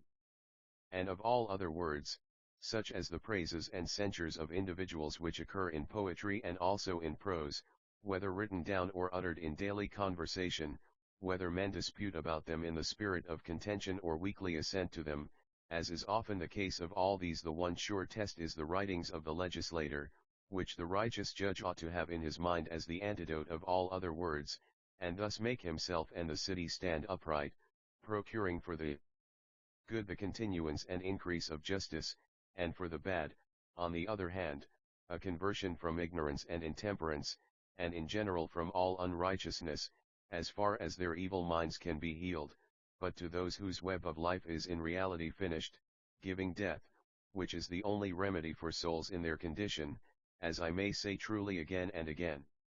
And such judges and chiefs of judges will be worthy of receiving praise from the whole city. When the suits of the year are completed, the following laws shall regulate their execution. In the first place, the judge shall assign to the party who wins the suit the whole property of him who loses, with the exception of mere necessaries, and the assignment shall be made through the herald immediately after each decision in the hearing of the judges, and when the month arrives following the month in which the courts are sitting, unless the gainer of the suit has been previously satisfied. The court shall follow up the case, and hand over to the winner the goods of the loser, but if they find that he has not the means of paying, and the sum deficient is not less than a drachma, the insolvent person shall not have any right of going to law with any other man until he have satisfied the debt of the winning party, but other persons shall still have the right of bringing suits against him. And if anyone after he is condemned refuses to acknowledge the authority which condemned him, let the magistrates who are thus deprived of their authority bring him before the court of the guardians of the law, and if he be cast, let him be punished with death, as a subverter of the whole state and of the laws. Thus a man is born and brought up, and after this manner he begets and brings up his own children, and has his share of dealings with other men, and suffers if he has done wrong to anyone, and receives satisfaction if he has been wronged, and so at length in due time he grows old under the protection of the laws, and his end comes in the order of nature.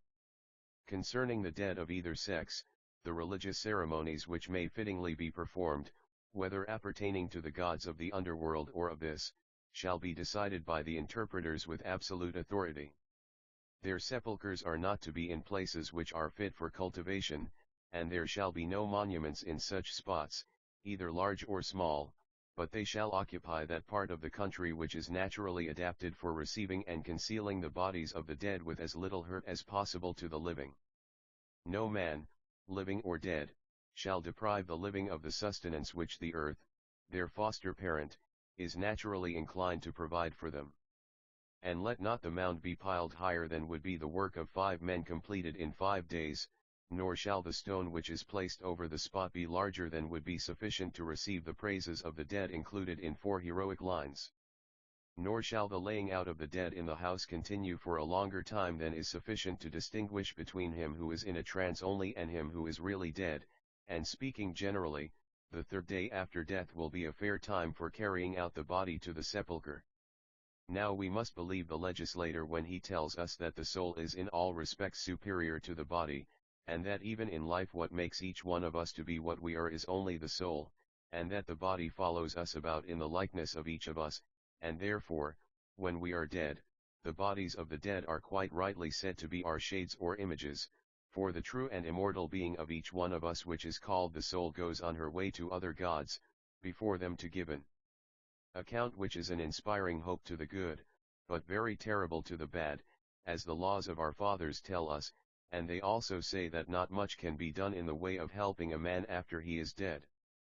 But the living he should be helped by all his kindred, that while in life he may be the holiest and justest of men, and after death may have no great sins to be punished in the world below. If this be true, a man ought not to waste his substance under the idea that all this lifeless mass of flesh which is in process of burial is connected with him. He should consider that the son, or brother, or the beloved one, whoever he may be, whom he thinks he is laying in the earth, has gone away to complete and fulfill his own destiny, and that his duty is rightly to order the present, and to spend moderately on the lifeless altar of the gods below. But the legislator does not intend moderation to be taken in the sense of meanness. Let the law, then, be as follows: the expenditure on the entire funeral of him who is of the highest class, shall not exceed 5 minae, and for him who is of the second class, 3 minae, and for him who is of the third class, 2 minae, and for him who is of the fourth class, 1 mina, will be a fair limit of expense. The guardians of the law ought to take especial care of the different ages of life, whether childhood, or manhood, or any other age. And at the end of all, let there be someone guardian of the law presiding, who shall be chosen by the friends of the deceased to superintend, and let it be glory to him to manage with fairness and moderation what relates to the dead, and a discredit to him if they are not well managed. Let the laying out and other ceremonies be in accordance with custom, but to the statesman who adopts custom as his law we must give way in certain particulars.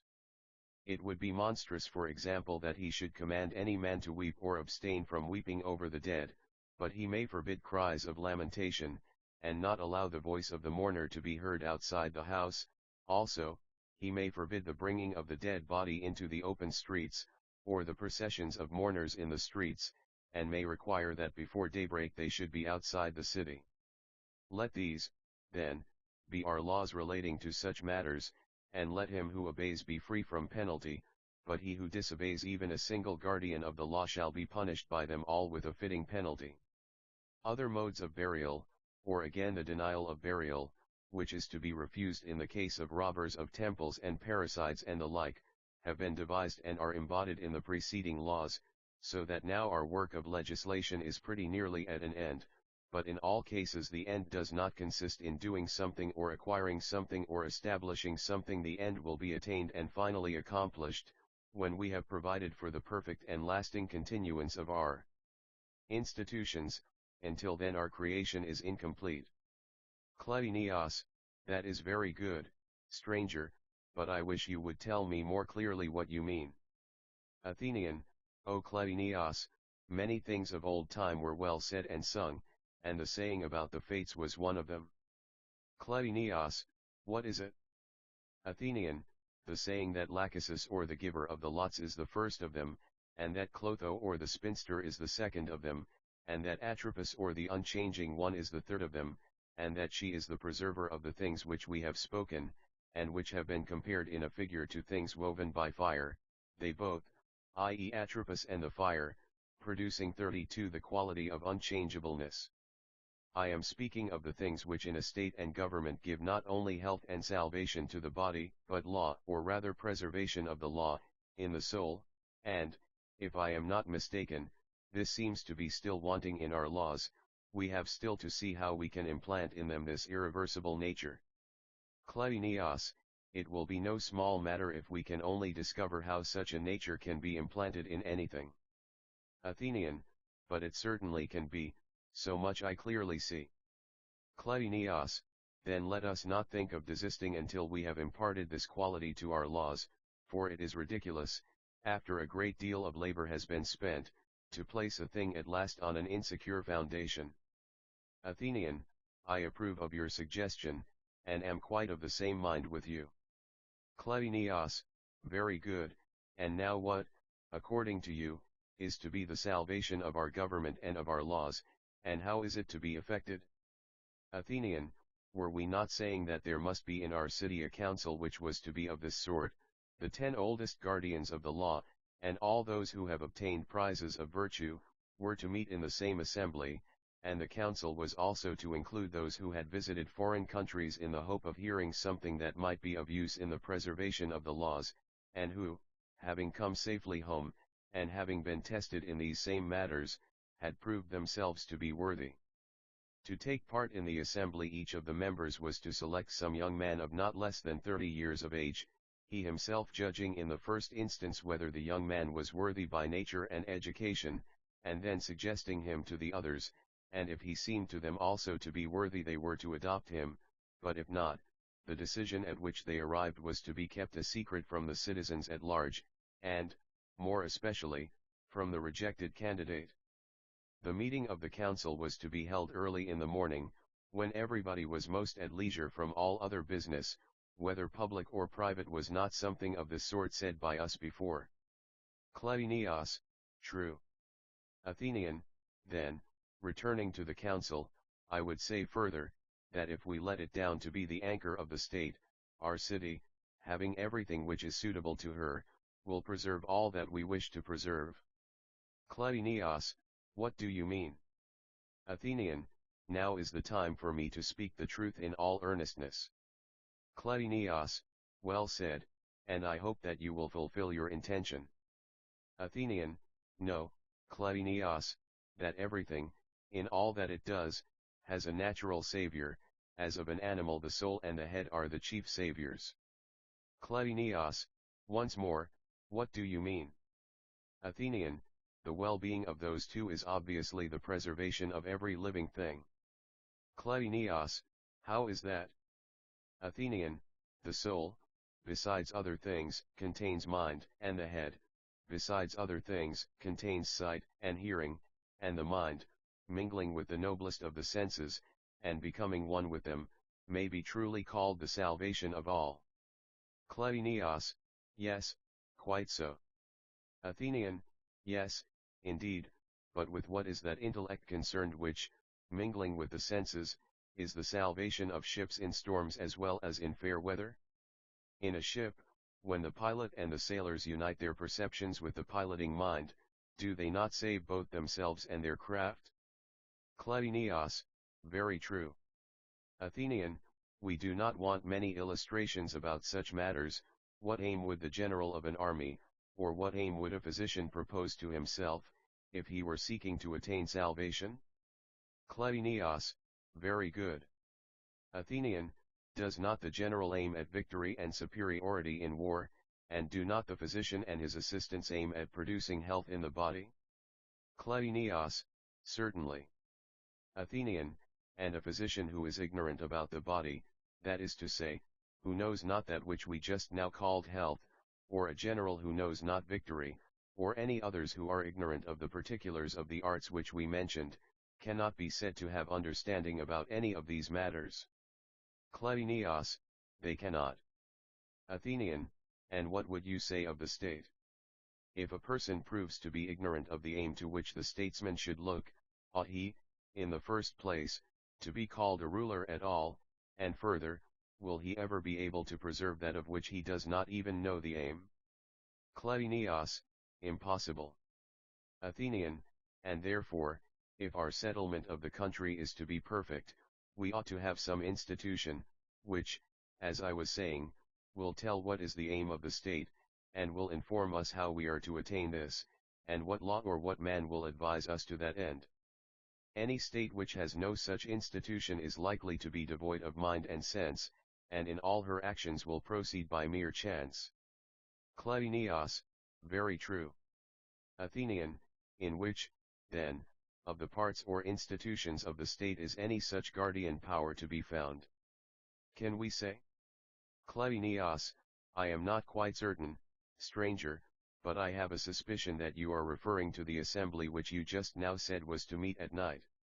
Athenian, you understand me perfectly, Cleinias, and we must assume, as the argument implies, that this council possesses all virtue, and the beginning of virtue is not to make mistakes by guessing many things, but to look steadily at one thing, and on this to fix all our aims. Cleinias, quite true. Athenian, then now we shall see why there is nothing wonderful in states going astray. The reason is that their legislators have such different aims, nor is there anything wonderful in some laying down as their rule of justice, that certain individuals should bear rule in the state, whether they be good or bad, and others that the citizens should be rich, not caring whether they are the slaves of other men or not. The tendency of others, again, is towards freedom, and some legislate with a view to two things at once. They want to be at the same time free and the lords of other states, but the wisest men, as they deem themselves to be, look to all these and similar aims, and there is no one of them which they exclusively honor, and to which they would have all things look. Cleinias, then, stranger, our former assertion will hold, for we were saying that laws generally should look to one thing only, and this, as we admitted, was rightly said to be virtue. Athenian, yes. Cleinias, and we said that virtue was of four kinds. Athenian, quite true.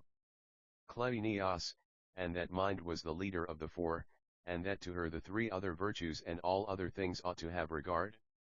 Athenian, you follow me capitally, Cleinias, and I would ask you to follow me to the end, for we have already said that the mind of the pilot, the mind of the physician and of the general look to that one thing to which they ought to look, and now we may turn to mind political, of which, as of a human creature, we will ask a question, O wonderful being, and to what are you looking? The physician is able to tell his single aim in life, but you, the superior, as you declare yourself to be, of all intelligent beings, when you are asked are not able to tell. Can you, Megillus, and you, Cleinias, say distinctly what is the aim of mind political, in return for the many explanations of things which I have given you? Cleinias, we cannot, stranger. Athenian, well, but ought we not to desire to see it, and to see where it is to be found? Cleinias, for example, where? Athenian, for example, we were saying that there are 4 kinds of virtue, and as there are 4 of them, each of them must be one. Cleinias, certainly. Athenian, and further, all 4 of them we call one, for we say that courage is virtue, and that prudence is virtue, and the same of the 2 others, as if they were in reality not many but one, that is, virtue. Cleinias, quite so. Athenian, there is no difficulty in seeing in what way the 2 differ from one another, and have received 2 names, and so of the rest. But there is more difficulty in explaining why we call these 2 and the rest of them by the single name of virtue. Cleinias, how do you mean? Athenian, I have no difficulty in explaining what I mean. Let us distribute the subject into questions and answers. Cleinias, once more, what do you mean? Athenian, ask me what is that one thing which I call virtue, and then again speak of as 2, one part being courage and the other wisdom. I will tell you how that occurs. One of them has to do with fear, in this the beasts also participate, and quite young children I mean courage, for a courageous temper is a gift of nature and not of reason. But without reason there never has been, or is, or will be a wise and understanding soul, it is of a different nature. Cleinias, that is true. Athenian, I have now told you in what way the 2 are different, and do you in return tell me in what way they are one and the same? Suppose that I ask you in what way the 4 are one, and when you have answered me, you will have a right to ask of me in return in what way they are 4, and then let us proceed to inquire whether in the case of things which have a name and also a definition to them, true knowledge consists in knowing the name only and not the definition. Can he who is good for anything be ignorant of all this without discredit where great and glorious truths are concerned? Cleinias, I suppose not.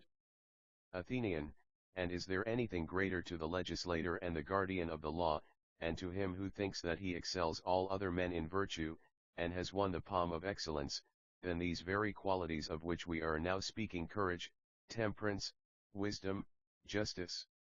Cleinias, how can there be anything greater?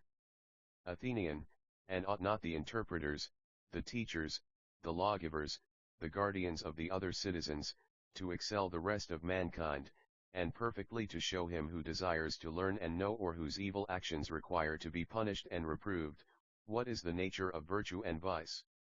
Or shall some poet who has found his way into the city, or some chance person who pretends to be an instructor of youth, show himself to be better than him who has won the prize for every virtue? And can we wonder that when the guardians are not adequate in speech or action, and have no adequate knowledge of virtue, the city being unguarded should experience the common fate of cities in our day? Cleinias, wonder? No. Athenian, well, then, must we do as we said? Or can we give our guardians a more precise knowledge of virtue in speech and action than the many have? Or is there any way in which our city can be made to resemble the head and senses of rational beings because possessing such a guardian power? Cleinias, what, stranger, is the drift of your comparison? Athenian, do we not see that the city is the trunk, and are not the younger guardians, who are chosen for their natural gifts, placed in the head of the state, having their souls all full of eyes, with which they look about the whole city? They keep watch and hand over their perceptions to the memory, and inform the elders of all that happens in the city, and those whom we compared to the mind, because they have many wise thoughts, that is to say, the old men take counsel, and making use of the younger men as their ministers, and advising with them in this way both together truly preserve the whole state. Shall this or some other be the order of our state? Are all our citizens to be equal in acquirements, or shall there be special persons among them who have received a more careful training and education? Cleinias, that they should be equal, my good sir, is impossible. Athenian, then we ought to proceed to some more exact training than any which has preceded. Cleinias, certainly. Athenian, and must not that of which we are in need be the one to which we were just now alluding? Cleinias, Very true. Athenian, did we not say that the workman or guardian, if he be perfect in every respect, ought not only to be able to see the many aims, but he should press onward to the one? This he should know, and knowing, order all things with a view to it. Cleinias, true. Athenian, and can anyone have a more exact way of considering or contemplating anything, than the being able to look at one idea gathered from many different things? Cleinias, perhaps not. Athenian, not perhaps not, but certainly not, my good sir, is the right answer. There never has been a truer method than this discovered by any man. Cleinias, I bow to your authority. Stranger, let us proceed in the way which you propose.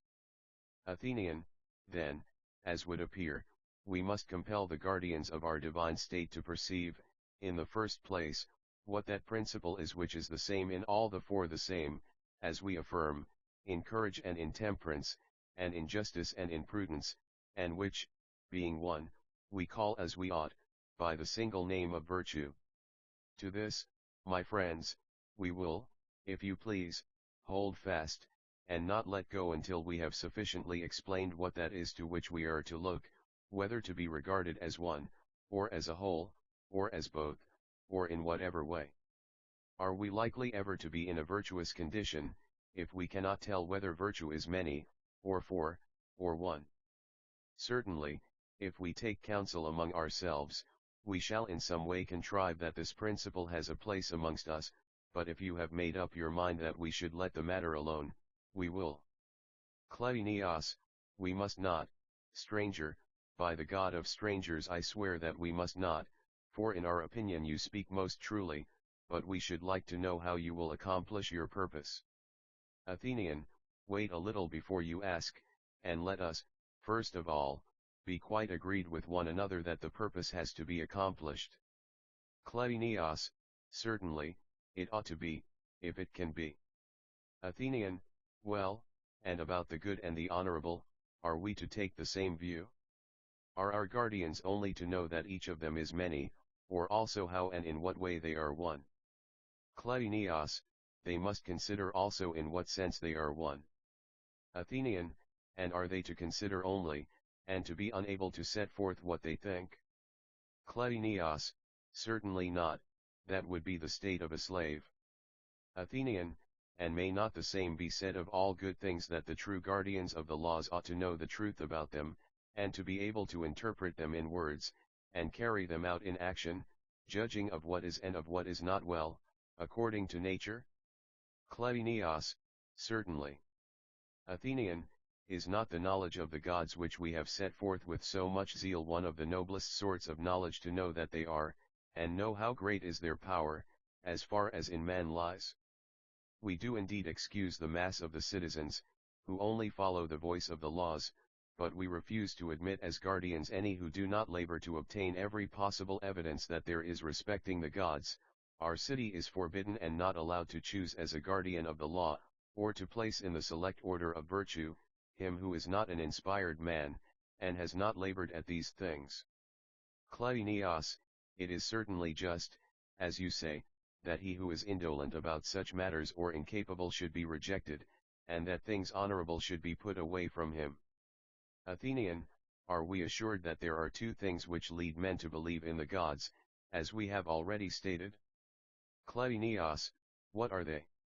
Athenian, one is the argument about the soul, which has been already mentioned, that it is the eldest and most divine of all things, to which motion attaining generation gives perpetual existence.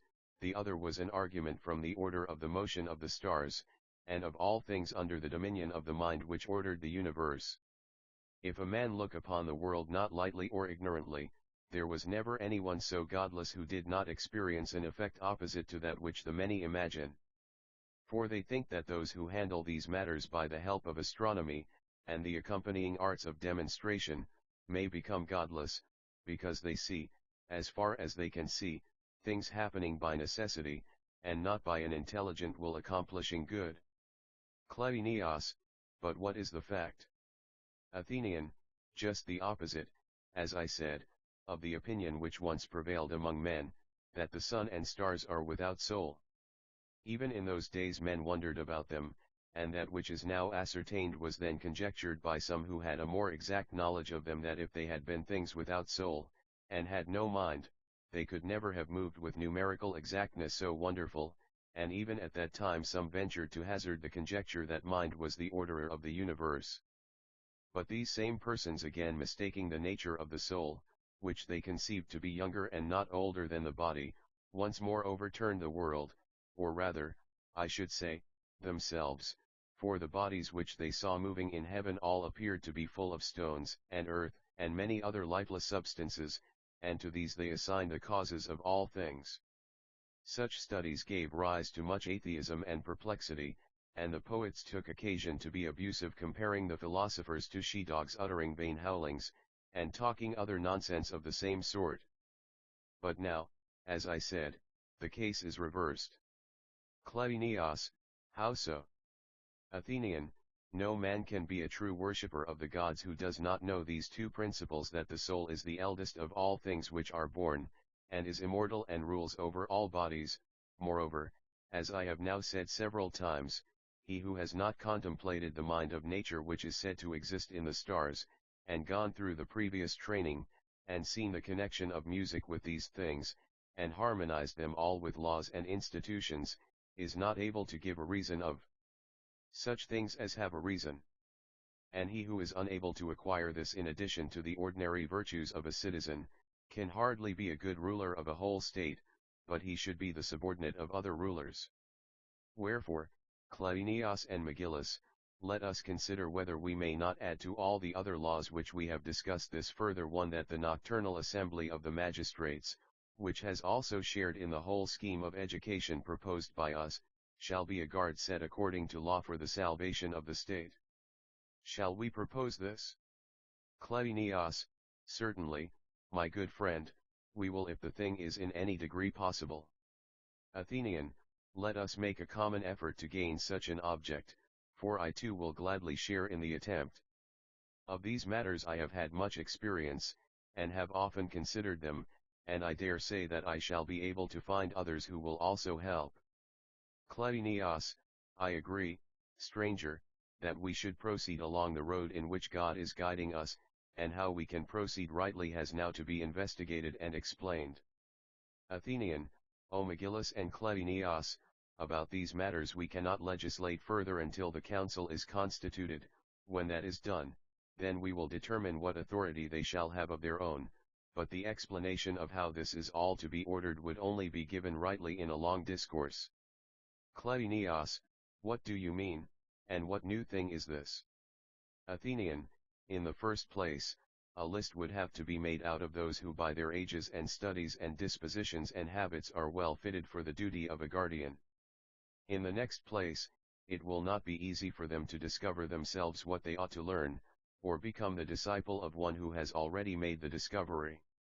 Furthermore, to write down the times at which, and during which, they ought to receive the several kinds of instruction, would be a vain thing, for the learners themselves do not know what is learned to advantage until the knowledge which is the result of learning has found a place in the soul of each. And so these details, although they could not be truly said to be secret, might be said to be incapable of being stated beforehand, because when stated they would have no meaning. Cleinias, what then are we to do, stranger, under these circumstances? Athenian, as the proverb says, the answer is no secret, but open to all of us.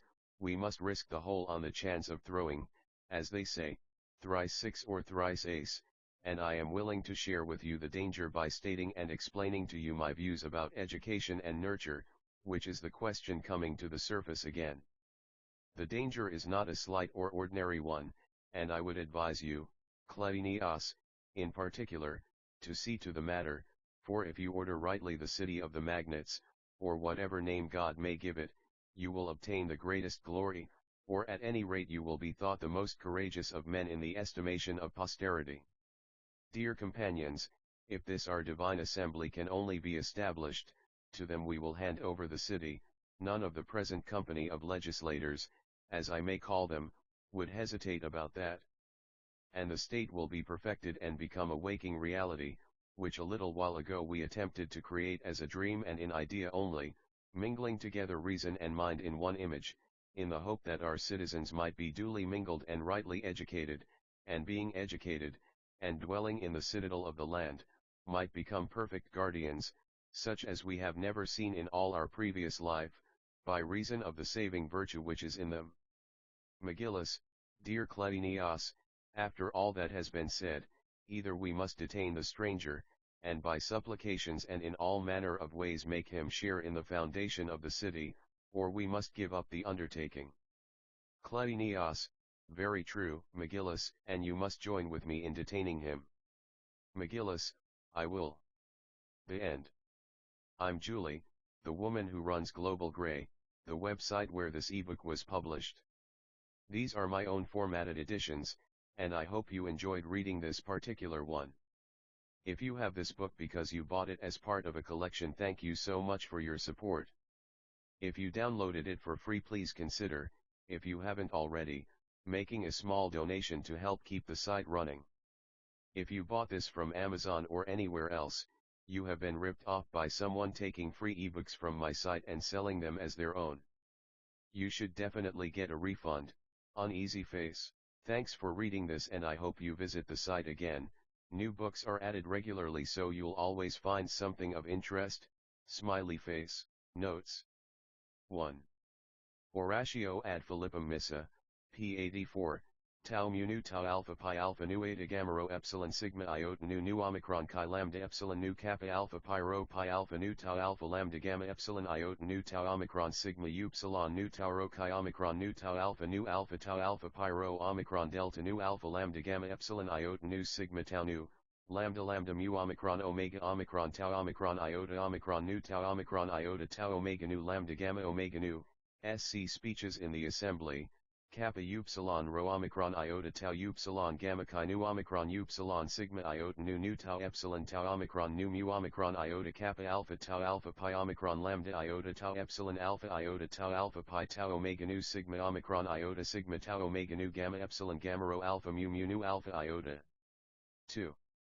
Omicron gamma omicron nu epsilon kappa rho epsilon tau omega nu omicron mu omicron theta tau eta tau omicron nu pi lambda omicron upsilon sigma omicron upsilon rho iota sigma tau omicron nu kappa omicron upsilon tau theta eta sigma iota gamma rho nu upsilon nu mu omicron nu comma tau omega nu chi theta upsilon omicron pi omega omega nu sigma tau iota nu pi omega lambda omega nu tau iota nu chi theta nu pi omicron tau iota mu sigma alpha pi omicron delta omega tau lambda tau omicron nu omicron epsilon pi epsilon tau iota mu eta, epsilon tau delta epsilon sigma mu omega tau rho iota omicron nu epsilon theta pi gamma epsilon sigma theta alpha iota tau omicron nu alpha delta omicron iota kappa tau epsilon tau eta xi alpha gamma alpha pi omega sigma iota nu, tau eta sigma pi rho alpha pi rho omicron pi alpha nu tau alpha pi omicron rho omega sigma iota nu omicron kappa alpha delta epsilon.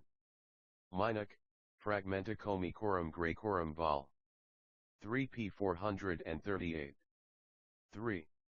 This is not proved by 847e, as Hermann supposes, de vestigiis, etc., p. 29. 4. I.e., it ranks after justice, temperance, and wisdom. 5. Some word, such as rho epsilon tau eta or pi omicron lambda iota tau epsilon alpha, seems to have fallen out. 6. Chi omicron rho, erroneously connected with chi alpha rho epsilon iota nu. 7. Compare Euthyphro 6, and following, Republic 2 378, 3 388, 408c. 8. Supra, 653d, e. 9. Works and Days, LL 40, 41. 10. Compare Aristotle Politics I2, 6, 7. 11. Odyssey 9 112, and following. 12. Reading Alpha Rho Sigma Epsilon Iota, but 13. Iliad XX 216, and following. 14. omitting nu theta epsilon alpha sigma tau iota kappa nu. 1-5.